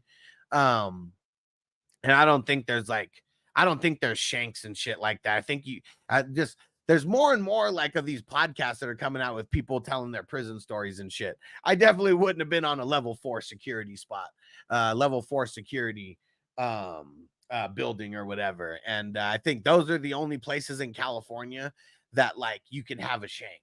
Like those guys, they punk the lower levels if they hear about anything happening shank wise, because then they ruin it for everybody. That's what's crazy, man. That's what's crazy. Yeah, Chris said it was kind of a different era too. Yeah. Johnny said I heard that about Masterson and the guards too, but it was from that YouTuber. So it's just hearsay. But I thought the hearsay came from like literally a guard who was there, like who wanted to remain anonymous, but like kind of, sold his intel, because it's not his story, but like kind of sold intel that he saw. That's what I thought. Yeah, Tino said they'll rob and punk your ass every day. Yeah, exactly. So where in jail can you openly grape someone? He said they're not gonna have 2 spots for people to cuddle, right? Exactly. And like, I mean, anything that it ain't gonna be open, but like, yeah, that's why. I mean, they say that I don't know if this is everywhere in prison, but California, the most common way that a prisoner dies in California is a 2-on-1 stabbing. And it's crazy because like it's mostly like people policing themselves. Like these aren't like riots where it's two on one, it's like literally Southsiders handling biz, the Peckerwoods, the Woods handling biz, against their own peeps. Like that's what's crazy. It's like California is just on like a different level when it comes to these prisons. And Tino says, as long as you don't have tats, most people won't fuck with you. I mean, you got to choose a car, man. You got to choose a car. Like that's the thing. Like I don't even know how someone could survive as an individual in prison in the California system.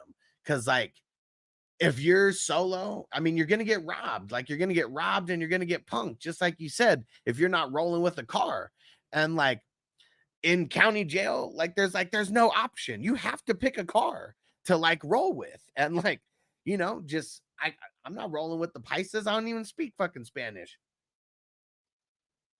I can't roll with the Peckerwoods. Like, man, that's just like not in my style. So like I was Southside.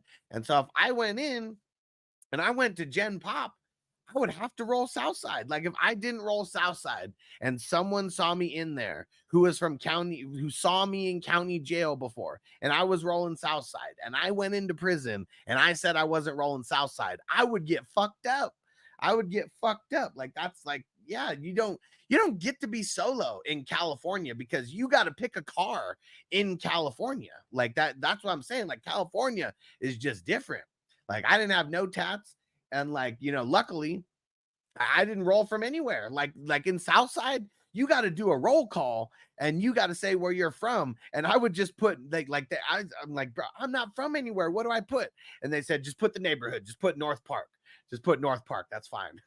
It's because it was the dude with the keys. We had the key holder in the first in the dorm that I was in, and like yeah, I got lucky that I was like in the dorm with all the key holders, so there wasn't any drama that happened in our dorm. Yeah, Chris said you're getting stabbed up out here. Yeah, California's just different, man. California don't play. That's for fucking sure. And Tino said it's facts, Huss. He said though, Huss and I are friends. I said I'd have to roll with the NorCal homies. Huss would have to be with the SoCal homies, and they don't intertwine. I heard, I don't know if this is true, but I heard that there's some kind of a truce now. Not that they roll together, but some kind of a truce where there's just not like stabbings on site. But the Southsiders, the Sureños, and the Norteños, like, man, hella beef. Tino said, I'm trying to join the Samoans day one.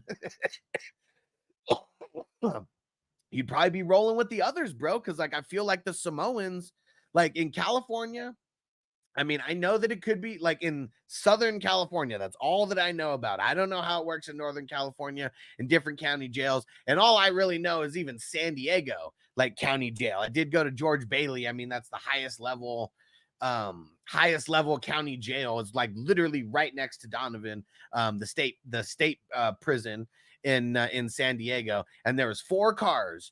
You ran with the Woods. There was no Aryans, like in I was in the pretty much the lowest level that you could be in. So there was no Aryan Brotherhood. Marcos and Alex joined the Aryan Brotherhood. There was no Aryan Brotherhood. It was the Woods, aka the Peckerwoods. It was the Sureños, aka the Southsiders, and that's like mostly Mexicans who were running in gangs. And then you have the Paisas, which are the Mexicans who were in America but are straight up like from Mexico. You know, they barely speak a lick of English, some of them. And then you have the brothers and others. And so the others would roll with the brothers. And that was like anything that wasn't white or Mexican, you know, was running with the others. So, I mean, hella Samoans running with the brothers and others, hella Asians running with the brothers and others, and Filipinos and all that for sure. For sure.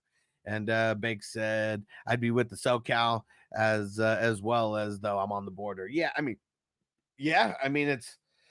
that's what's crazy about California, that you have to choose. Like there is no, like even in county jail, there is no being by yourself, because being by yourself, you wouldn't even be able to sit at a table.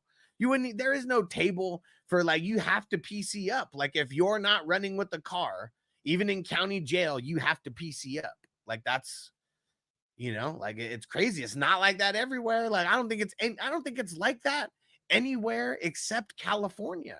The politics, like it's all the way from the ground up, man.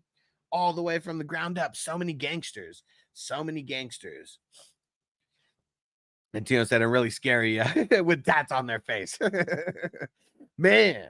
Yeah. So Tino, I mean, because I doubt too many Samoans are running with the Norteños, man. Like that's the thing, man. That's the thing. Yeah, it is. It's a whole different world, man. These politics, they're crazy.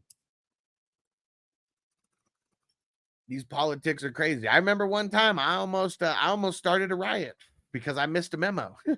I missed a memo and I legit almost started a riot. And it was like in, blood out. I wasn't like Popeye, but I was in the same position as Popeye, where I was in one spot of the day room. I mean, that's what it's called, the day room, place with all the tables, all the phones, the tiny ass TV. And like I was on one side. I was on one side of the day room by the phones by myself. And I guess I missed the memo that one of these phones had got it was now a Brothers and Others phone. It wasn't the Woods and the Southsiders, because the Woods and the Southsiders kind of run together. And it's really just to like to outband on the numbers of the Brothers and Others. And so there's this one phone that I missed the memo. It got taken off the list. It was a phone that we could not use. And I went up to use the phone. And someone came up and was like, "What are you doing on the phone? This ain't your phone anymore." I still had it in my hand. I looked around. Nowhere was anybody to be found. But then I saw right across the room, it's like literally like, you know what, just like in that shit. And like the whole crew was like coming towards me. They saw that the shit was going down, and like the whole crew came towards me. It got into a standoff, and luckily the heavy hitters came over and got in front of me and got in the middle, and nothing actually happened. And like after that, we go up and we eat food like at night, eat the spread and shit. And then they're making fun of me like after that too. Like, I mean, it was something like, it wasn't anything to laugh about in the moment, but like an hour later, 2 hours later, I was being made fun of for it. And it was just like a joke at that point. They're like, "Man, you shitting your pants." They're like, "You picked up that phone and they came up to you and you like hung it up and you're like, I didn't even make a call anyways.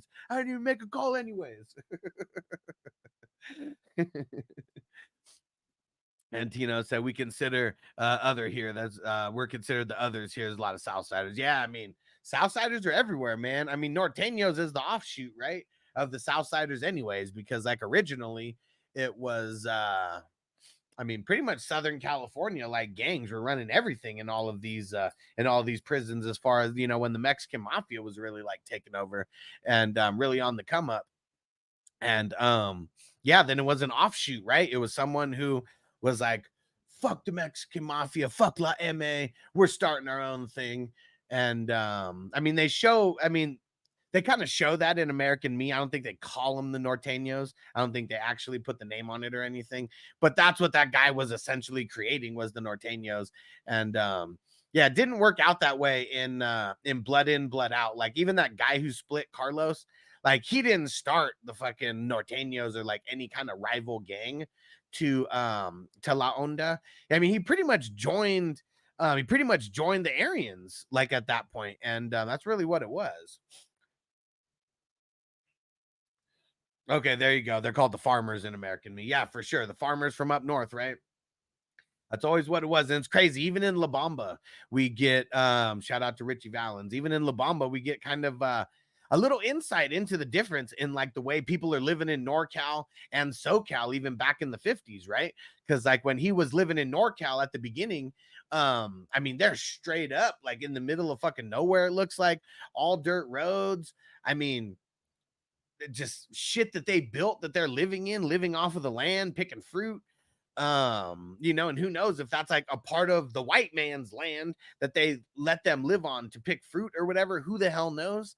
And then he goes down to SoCal. I mean, they're living in a shitty neighborhood in a shitty house, but they're living in a house. You know, he's in his fucking basement, ironing his fucking clothes, playing rock and roll, you know, and shit. It was like way different fucking living in NorCal to SoCal as far as like Mexicans were concerned in the 50s. But yeah, it's it's crazy, man. It is crazy. I don't know how we got on this subject. We were talking about Will Smith, and then turned into Danny Masterson, then it turned into American Me and Blood In, Blood Out. Yeah. Bank said Salinas and Tulare County is where the Norteños reside. Yeah, I believe it. And yeah.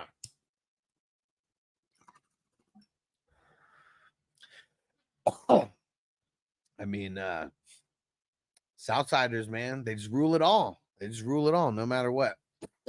And Tino said from there up. Yeah. Yeah.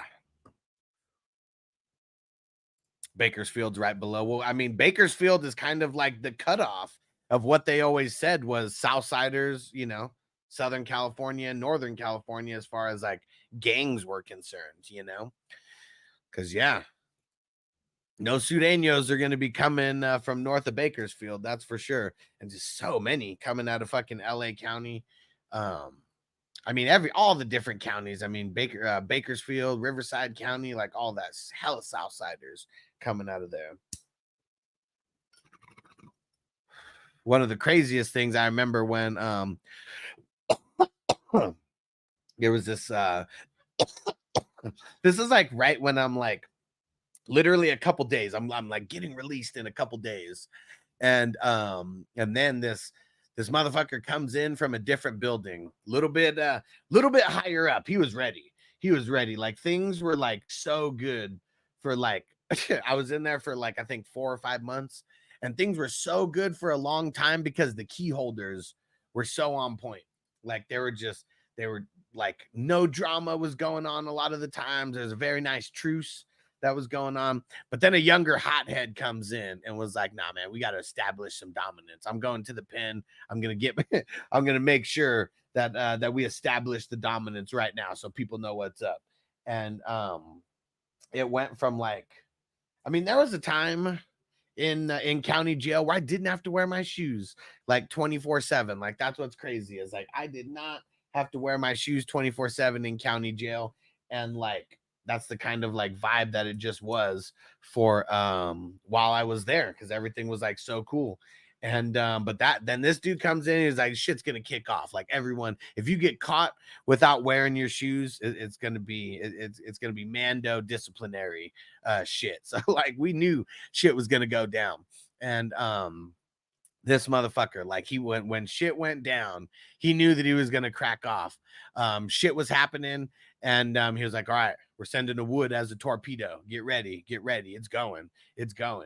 And this motherfucker, like, so it's crazy because so in the day room, there's 4 different dorms connected to each day room, and each dorm has like 36 people. It's like 12, I think it's 12 different bunks that are like 3 high in each one. It's like the fucking, just like the military bunks. Prison bunks are exactly the same, probably just with less padding. And every single day, like every other day, top tier, bottom tier got let out into the day room. Never once is all 4 tiers let out into the day room at the same time. Like even when you eat in separate tiers. And kind of crazy because they knew how to pop the lock on the door. Like they figured out how to pop the lock, and that's why they were going to kick it off. Was when the bottom tier got out, so someone could pop the lock, and we could have more numbers because of it. Because there wasn't a lot of brothers and others in our dorm specifically. Like there was the key holder for the brothers, and there was like 2 other ones like in there at like this exact moment. And so it was like just by popping the lock on our door, it made the numbers like that much more crazy. This dude, once he pops the lock after the torpedo gets sent, like they're ready to where the door gets popped like immediately. Like as the guy is going, as the torpedo is flying, as the torpedo is flying towards its destination, the lock is getting popped. Everyone's running downstairs, and then this dude comes up, the guy who's ready to get his rep up before he goes to prison, goes and grabs one of the phones, one of the old school like pay phones where it's got like a metal like wire going from the phone to the machine or whatever. Puts his foot up against the wall, yanks that shit off, and now he's got this crazy ass whip. And he's got the handle because he's got the phone. And he's just whipping around this metal fucking cord, slicing motherfuckers like on their face. And man, deputies were letting the whole shit go down for a minute, but that they come in with those paintball pepper ball things, like man, it got fucking crazy. Like there was like, so in the day room, there's one area where there's like pretty much a door. It's like a cell door. There's one cell door because the doors getting into the actual dorms, those aren't cell doors. Like they're solid doors. The way that they got out was like a comb that was able that got jimmied through a spot for long enough to where they made it to where they could pop the little fucking whatever it's called, the part of the knob that like holds the door locked. What up, Crispy? What he said? What up, losers? Fuck you, Crispy. And yeah, once they started shooting those pepper balls, there was like I think 5 different guards just like playing duck hunt with the fucking pepper ball paintball guns. And like, man, I when they started shooting, I got behind like as many things as I could. We like had trash cans in front of us. We're trying to get hella low so we don't get shot. One of the dudes who was like he was one of the enforcers for sure. Man, he got shot right here. He was, I mean, inches away from his eye. That shit welted up like hella fast. Like after everybody started shooting, everyone like, I mean, they were shooting for a while before everyone like started dispersing is what it was. Because I mean, shit, guys like me, they told me to stand in the back. They told me to stand my ass in the back. And they said, you know, just be ready. Just be ready. If they get through the front lines, get ready to whoop some ass. And it didn't even go on long enough for it to really get through the front lines. Like everybody, it was like literally just where everybody like even if like American Me and like shit like that, like you see these like standoffs, American Me, Blood In, Blood Out. You see these standoffs where everybody's like coming to the middle.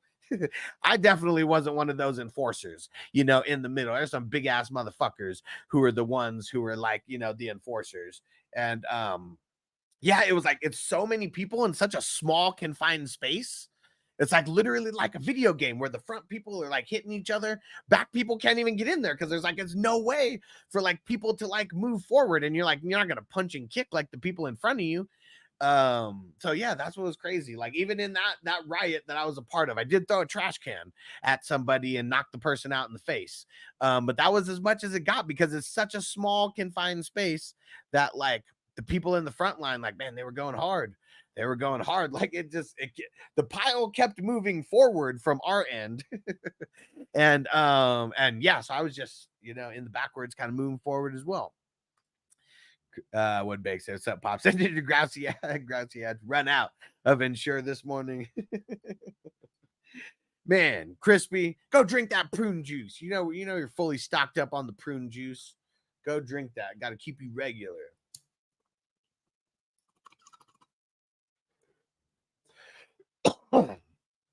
But yeah, never been to prison. Jail is crazy enough. Got enough crazy jail stories to last where I don't need to build on any of those stories with any more county jail stories or any other prison stories. Yeah, I always wondered what it would be like, what it's like for the people who get arrested here in Nevada and go to the Clark County jail. Because like I've seen like TV episodes and stuff, you know, they're not showing like everything. I mean, mostly just see like the drunk tanks. Ta. Crispy said, I got your Ensure over on my OnlyFans page, Bakes. Is that what Crispy uses as the pee cup? Like, look at this, guys. I'm on a long road trip today. Got my pee cup here. It's my extra large Ensure bottle. Oh man. Oh man, look at what I just saw. I have Facebook pulled up, and so officially, LeBron James and Bronny James now have the most combined points by a father-son in NBA history. You see that, man? You see that now? He's already being crowned. I know, just making fun of him. But and look at this. People defending. Said, imagine hating on a 19-year-old because you hate his dad. When the kid is just trying to live his dream. What a cruel world. He's a spoiled rich kid.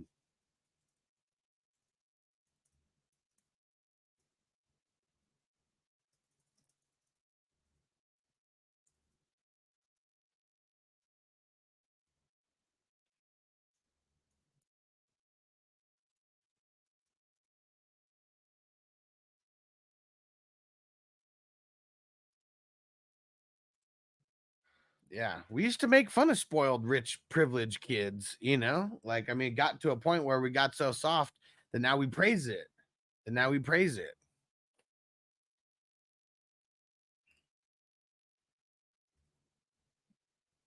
Oh, shit. I didn't even see Song resubscribed a couple hours ago. You the man, Song. Appreciate you. Appreciate you. A little late to the party on that.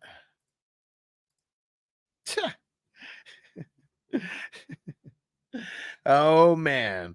Crispy hates Dakota. It's funny. Crispy, we were talking about Dak earlier. How much are they going to pay Dak? Are they going to give him at least Kyler Murray money, or are they going to bullshit him? We were saying who's going to get paid more out of Tua and Dak. I said Tua is going to get paid more than Dak. What's your thoughts on that, Crispy? Let's hear it.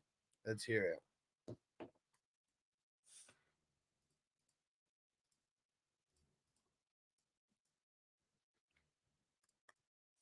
All right. We've been rocking for 2 hours already. Going good. Going good. Real easy to talk shit about LeBron for a couple hours. Didn't even need Bronny to get drafted. Number 55 overall. To talk shit about LeBron for hours. I could just do that. Just do that for fun. All right. Hold on. All right.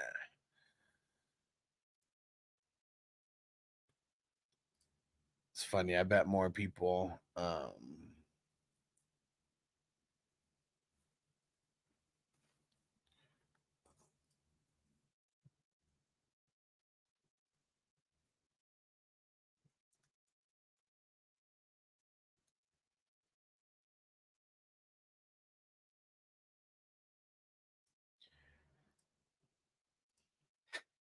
Crispy said his sorry ass is gone. Oh, Dak's gonna get the heave ho.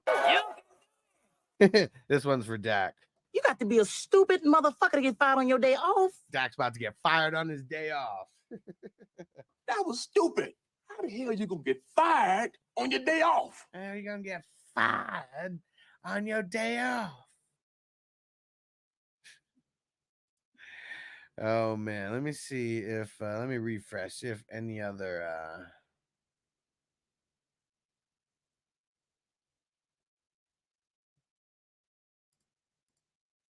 no, maybe not. Guess it's just the same thing.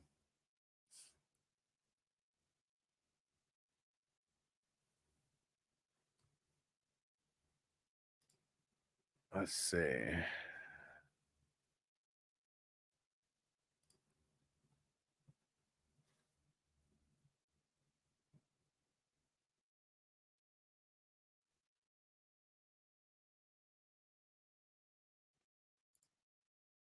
Nope, nothing new.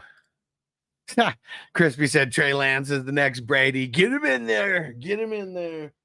I wonder if Trey, if the pressure isn't as it was before. That's what I wonder. Is the pressure as much there as it was before?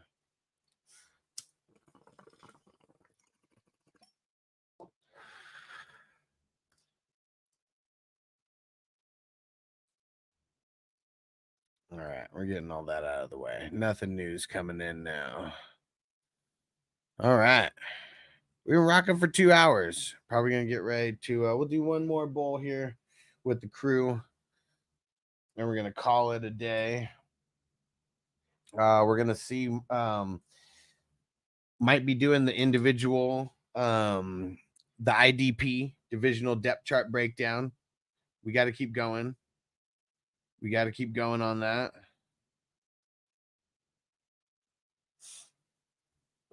What division should I do next? How about that? Give me some input. What division would you guys be interested in me doing next? I already did the NFC least, so we can't do that one again. But yeah, give me a division. What division should I do next and why? I really almost feel like the NFC South would be a very, very interesting one because we have a lot of blah teams over there. And when you have a lot of blah teams, kind of like equals good things for the IDP side. I mean, amongst all the movement that's been going on for sure.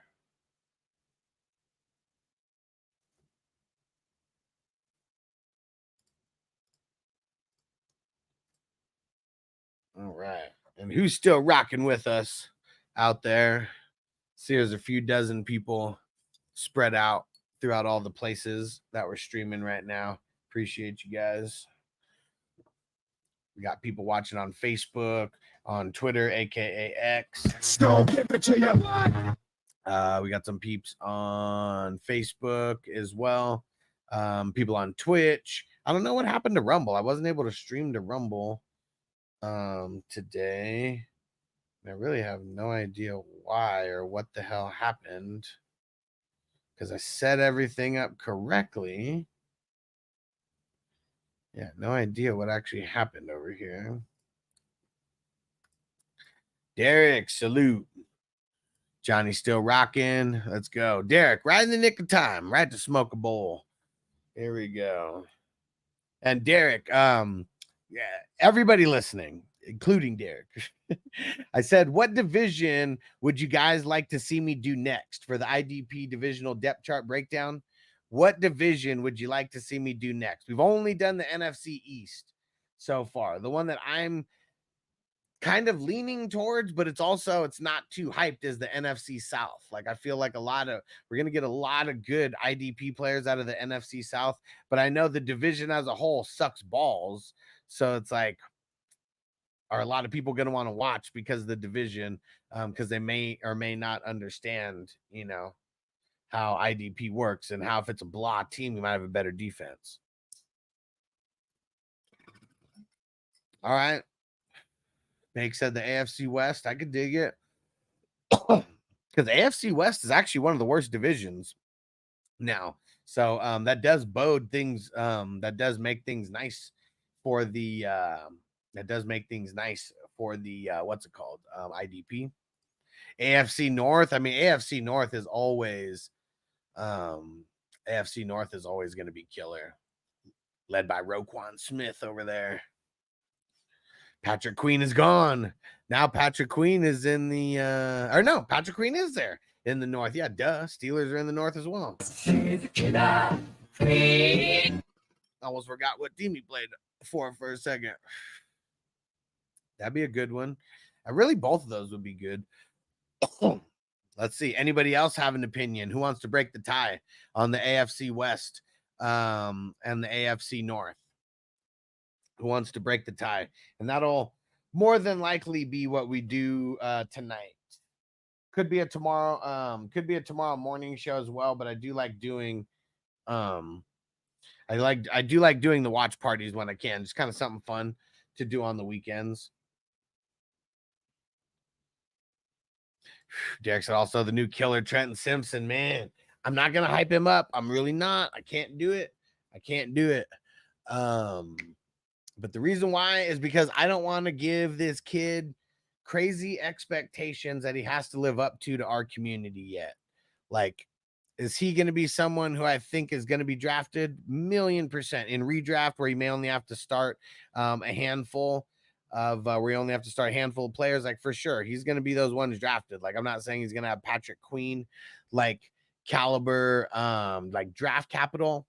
But he's going to be drafted in a shitload, especially our leagues, where you have to start like 9 defenders. Like, yeah, I think Trenton Simpson would be drafted as like a 3rd or 4th like linebacker on someone's team. So like someone who'd be playing in the flex spot. He's also playing next to Roquan, man. Like, Roquan gets a lot of tackles. Like, it's not like he's like not going to be competing with the best linebacker in the league, for tackles. Like, that's another thing as well. So I just want to pump the brakes on Trenton Simpson. I want to keep the value down for him so we could get him at like a good type of value. Like, how about that? I don't want to overinflate him and hype him up so much that like amongst our community we can't even fucking draft him at a reasonable price because we've just overinflated it because we think of how amazing he's going to be. If he hits as an LB2, a low end LB2, I think that'd be money in the bank for like sophomore season, but being like the first season where you actually start. I think that'd be money in the bank if he finished as a top 24 linebacker in fantasy somewhere. Johnny said AFC West because I don't know what's going on with a couple of those teams. Okay. Yeah. I mean, we got a lot of movement from the Raiders. Not a lot of movement from the Broncos, but things definitely changed. Definitely things are changing in Kansas City for sure. And did I mention all teams? Oh no, and then the Chargers. A lot of things changing for the Chargers, but I mean, Chargers are super blah. Super blah. Johnny said in all 3 IDP live drafts I did this year, the same dude reached on Simpson in the mid-teens. It's way too early for me. Yeah, and I know, I mean, just like the NBA draft, we're drafting off potential, right? And not like based off of anything else other than potential. And yeah, I mean, I'll let those guys have it, you know, like, I mean, I'll let guys like that have it. Cause if we're drafting, like, I don't know, 30 rounds or like whatever, if we're drafting, you know, something like that. So I feel like a lot of the teams, a lot of the leagues that we have draft about 28 to 30 players, and we're starting 20 to 22 on a lot of these. On redraft, there's no bench, you know, like 8 players. Like that's going to be, I refuse to play in fantasy football leagues that only have 5 bench spots. That's one thing I will never, I mean, I'm only playing in leagues that I commish myself, especially this year, with everything else going on, with all the different leagues. Like, yeah, I'm not playing in any leagues I don't commission. But even when I was like last year, the year before, like I kept like drawing a line in the sand. If you play in a fantasy football league with 5 bench spots, your league is trash. It really is, because that means that people are going to have to drop good people like randomly for injuries, for bye weeks, and that's stupid. Like that is stupid. No, is there strategy to like holding people longer? Like, yeah, but you literally can't hold anybody. So I have a real pet peeve with leagues that only have 5 bench players. And Derek, so we can do the AFC West either way. You know, I'm good. Hell yeah. So we'll do the AFC West first, and then AFC North. That'll be the next one. I can dig it. Bake said, who will have more fantasy points in 2024? Jack Campbell, Trenton Simpson, or Tyree Wilson? I'm gonna say Jack Campbell. And then I'm going to say Trenton Simpson. And then I'm going to say Tyree Wilson will be third on that. And just because I feel like someone who's going to be playing a linebacker position.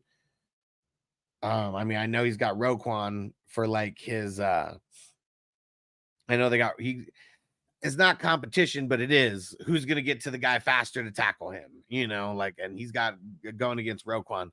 Tyree, I mean, he's got Max Crosby. That's going to be getting to the quarterback, could be getting faster to the quarterback than him, even when he's going against double teams.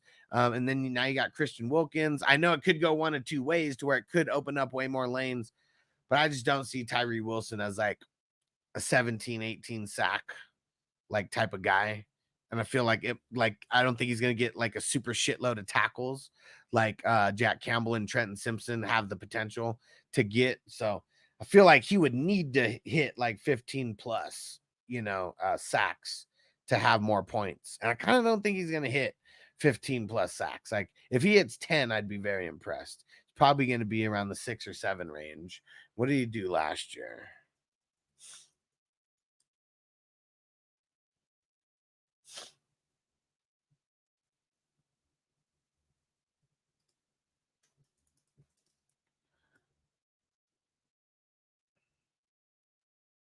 Dude, why the hell?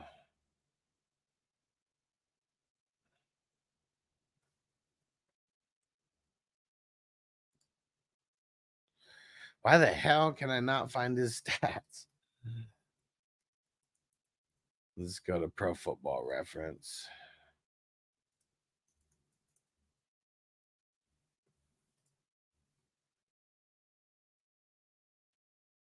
Yeah, I mean, he had 3.5 sacks last year. Like even getting to 10, I mean, that'd be a huge jump.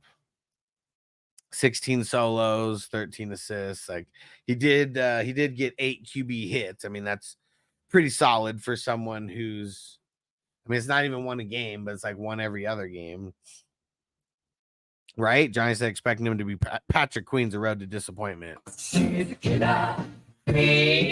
Yeah, that's for sure. That's for sure. And like, especially like now we're thinking of Queen like as a veteran in the NFL. Like, I mean, I know the expectations were high on Patrick Queen coming out as a rookie, but I feel like Trenton Simpson's going to be getting drafted higher than Patrick Queen was as a rookie. And this is, you know, kind of like, I mean, this is his. Trenton Simpson wasn't drafted last year in redraft leagues, you know, like I don't think nobody thought that he was going to be like a thing. But now he's getting a lot of hype. He's getting a lot of hype. I'm going to make sure to not let the hype get out of control. All right. A shout out to producers of the show. I appreciate you guys. All of our 420 crew, Patreon members, our all access members, our elite members, our superstar members, and then of course our ultimate members. Appreciate you guys. You guys are one of the reasons, the main reason why the show continues to go on, because we don't have any corporate sponsors around here. We're all, I mean, everything here is self-made and funded by the Patreon community. We appreciate you. We appreciate you. And we got more IDP to go. I do want to try to do more than one a week. It just didn't really work out like this week. All right, hold on. Derek, do I got to fast forward to a certain spot? Bank said Tyree was injured all last year from college. Trayvon Walker got 10 sacks in year 2. Man, Trayvon Walker is a scrub. And anybody who drafts him loses the draft. Because, yeah, he's a bum. He's a bum. Yeah, that's what I said. If he got 10 sacks, I would be impressed. I mean, that's the most quiet 10 sacks that Trayvon Walker like ever got, because he didn't string any of them together like to get any kind of momentum. All right, let's put Trayvon. I'm gonna finish this bowl, but we'll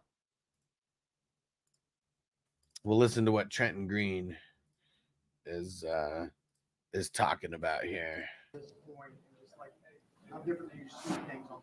Man, a year of growth. It's just it's been full circle, you know, taking every day, my rookie year, just day by day, learning from Roquan and Patrick Queen, you know, just taking it day by day. And now it's just like, man, I'm ready to roll. Like, just every practice, I'm getting more comfortable and more comfortable. So just taking it day at a time, being blessed for the opportunity, and just making every play count. So just that first sentence right there, the first part of his answer. I've just been learning every day, learning from Roquan and Patrick Queen every day. Like, man, it's hard to say anything bad about that, because you're talking about two of the best linebackers in the league playing on the exact same team. And one is what, a 5-year vet, 6-year vet. The other one's a 4-year vet. At that point, man, if they were really not gatekeeping on him, I mean, just that fact alone, that you're learning from two of the best current linebackers in the league. I mean, that's big time. That's big time right there. What's been the most difficult thing to learn? Really just getting ready. All right, Derek, you sold me. I'm gonna start driving the Trenton Simpson hype train. You know, just got to keep repping it and being on the field. I try not to guys, listen you know, to being on the the field, players I'm gonna either. play besides just making the things more a lot natural and easier for me with the communication and just like to hear being that. ahead of the offense before the ball is snapped. He's hype. The biggest area of sold. I'm sold. improvement All that right. you've seen in your own game. Forget what I said. This We're time. going all in on Trenton Simpson. I said communication, like talking, relaying the call, everybody being on the same page. You know, that's just what a year of growth gives you. Just being a part of a great defense like the Ravens. You know, everybody on the same page, loud communication. You know, it'll take the defense so far. You talked about the growth, but you were able to play in that regular season finale against Pittsburgh. Going into the I'm gonna cut some of the. I'm gonna clip this up, Derek, and put this on YouTube and social media. We're building the Trenton Simpson hype. It was the right now. the best thing that could have happened to me, because I had to be patient throughout the season for my moment to come. And when it came, I was prepared. And it was just that boost of confidence that I needed. Like you said, heading into the offseason, knowing like, man, I belong. You know, I'm ready to play. So it was a blessing. It was God's timing. I feel like when I got a chance to go out there and display what I can do, I feel like I made the most out of it. When PQ officially signed elsewhere, was it kind of like, okay, let's go? You know, this is, I'm definitely going to get my chance, or how did you kind of process that? Yeah, no, it was definitely a blessing. You know, I wish him the best. You know, we had a great relationship. He was a great mentor for me for my rookie year, but I learned so much from him. So now I'm just taking what he learned and, you know, just making the most out of my opportunity and coming in and, you know, doing the best that Trent Simpson can do. About Patrick Queen. I think even as a true freshman at Clemson, you played in every game. So for you last year, I know you were getting reps on special teams, but was it tough for you in any kind of way to be not the, you know, like a prominent piece on defense? Yeah, it definitely humbled me a little bit, but it was exactly what I needed because it was a year of growth and it was a chance to come practice in the NFL, you know, and that's a blessing because I wasn't rushing through into any type of pressure. I was able to grow every week on scout team, and then when I got a chance to play in week 18, I had 17 weeks of practice, you know, so I was ready to roll, man. It's a blessing, and everything happens for a reason. So I'm blessed to be here and ready for year 2. What was your mentality like coming into this year, understanding, you know, obviously the position that you're in to have a bigger role, but also, you know, it's your second year, you're no longer a rookie. Man, just ready to roll. You know, just attacking every day, make every practice rep like a game rep, you know, just communicating, being on the same page, and just every day just learning something. Like I'm meeting with Coach Mark D every day, watching practice film so he can see how I see the game and he can teach me, man. Just taking a more professional approach, taking care of my body, you know, just, you know, it's my time to go. So, you know, I just take every day and it's a blessing, make it count. So Zach is your position coach last year and now running the whole defense. Yeah. Does that has that helped you enhance your understanding of, you know, your role? He's saying all the right answers, but you can tell yes, he's sir, definitely. enthusiastic Like being in the about room it. him So as it's my not linebacker bullshit coach, just answers. us getting to know each other on a personal level, and then just being able to talk ball. He understands me and I understand him, so it's made a very natural transition for me, and I'm excited. You know, just that room, and then just seeing him at D coordinator, and then the linebacker coach Mark D. We're all just everything is going in the right direction for sure. You're obviously in line for a starting job after what is the thought process and kind of the feeling going into this year, knowing that you have that opportunity? It's a blessing, man. I mean, I'm living my dream, you know what I mean? And just to be able to be in a National Football League, something I dreamed of since I was 6 years old, it's like my opportunity is here. And in life, these don't come around that many, so you just got to make the most out of it. And starting from when we started back, you know, getting going with the OTAs to now, just taking it every day at a time. And then by the time it's ready to roll for game 1, I'll be ready, you know, just taking it day by day. He's saying all the right things. That's for sure. All right, Derek, fuck it. Yeah. We're not trying to keep the value lower on Trenton Simpson. We're guiding the Trenton Simpson hype train. That's the way that this is going down now. All right. And yeah, let's see what Patrick Queen did in his rookie year. Let's go look at that. Let's go see what Patrick Queen did in his rookie year.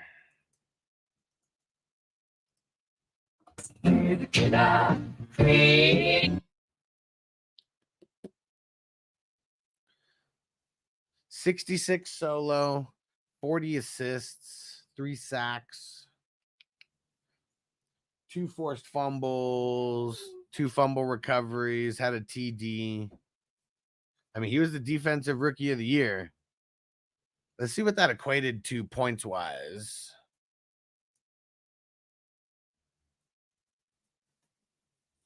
What are you getting, Noble? Let's go see.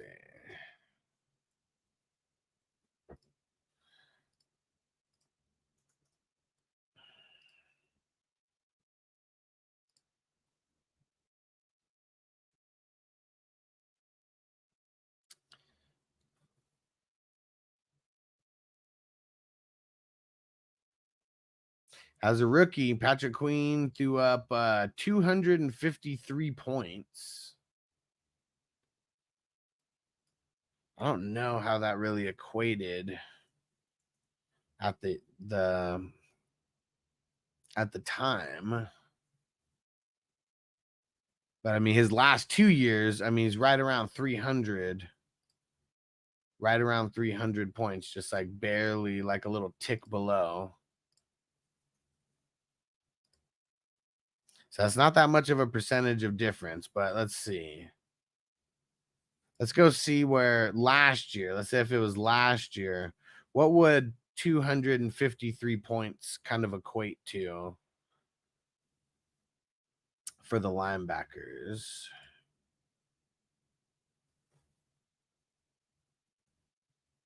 So last year, I mean, we're talking Jordan Brooks, we're talking Tremaine Edmonds, be above Kyler Murray. I mean, Kyler Murray, above Kenneth Murray, above Jermaine Pratt, above Quay Walker barely.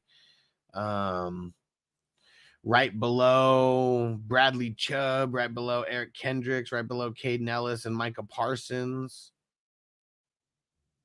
Let's see. 1, 2, 3, 4, 5, 6. 1, 2, 3, 4, 5, 6, 7, 8, 9.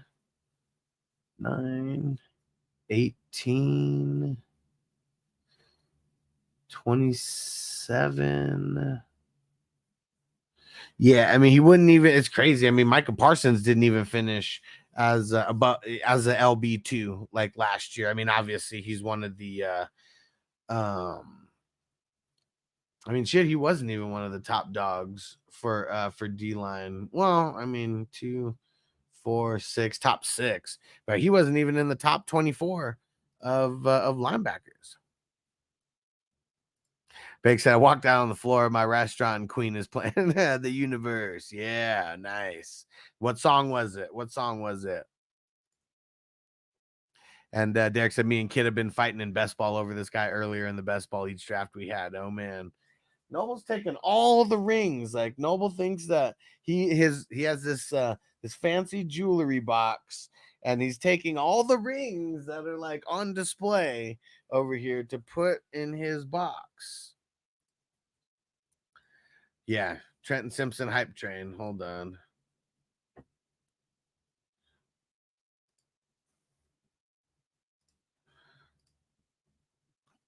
Fake said, don't stop me now. Nice.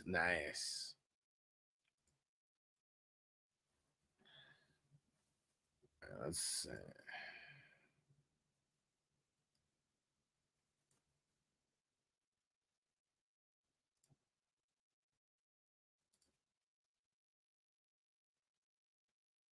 All right. We're going to get that. I'm downloading the clips, Derek. We're going to get some of this interview posted in different clips.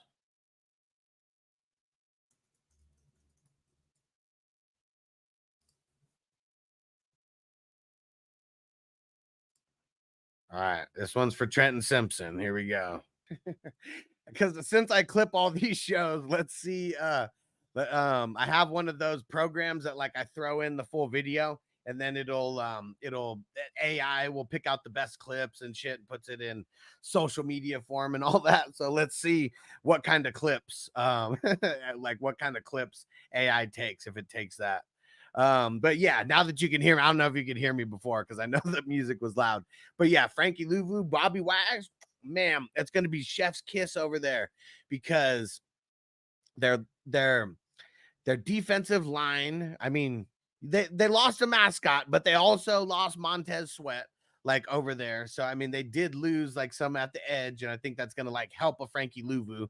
He's gonna like that's something they're going to make him do is rush the QB. So maybe he rises in sacks. Let's go see what his sacks were the last couple years. Yeah, 5.5 last year, 7 the year before. I don't think he's going to get to 10, but if he can be, 7, 8, or 9, somewhere in there, I mean, plus all the tackles that he's getting. I mean, last year, 66 solos, 59 assisted. The year before that, I mean, that was the bigger year on paper, 76 solo, 35 assists. So yeah, we're gonna have I really think we're gonna get a good year out of B Wags and Louvu. I mean, Bobby Wagner's been good just like every year, no matter what, as long as he's healthy. And I can't even remember a time when he wasn't healthy. Like he's a locked and loaded high end LB2 no matter what. And like he's probably still gonna he's still probably gonna put up top 12 LB numbers and just be a LB1 again. Like, and you don't even have to draft him that way anymore. Like that's the best thing about him. Same with Louvu. You're getting them so late. Okay, perfect. Charlie Brown said I'm ready for him also. Hell yeah. Hell yeah.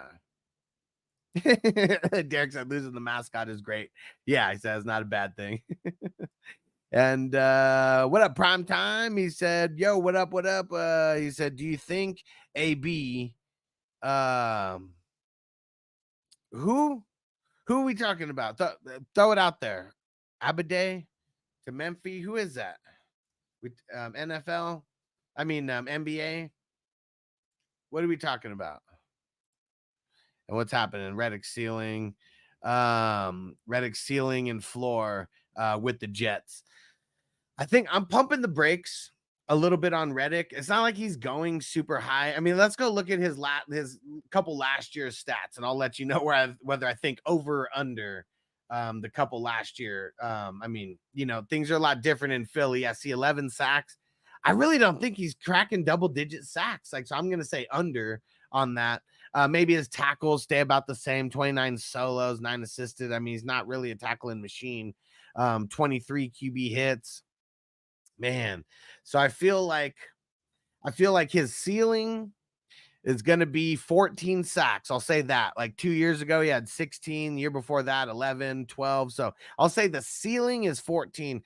But I'm going to say the floor is going to be 7. I'm going to say the floor is 7. So, I mean, there is going to be a wide range of outcomes for him. I mean, I know he's gotten double-digit sacks like each of the last 4 years, but last 2 years with Philly, like, I mean, super, you know, I mean, I know he's a specialist, but it's like, you know, like it's all youngsters like over there. Like they got him to kind of be the veteran like over there. And then before that is Carolina. I mean, he only had 11 over there, and then Arizona.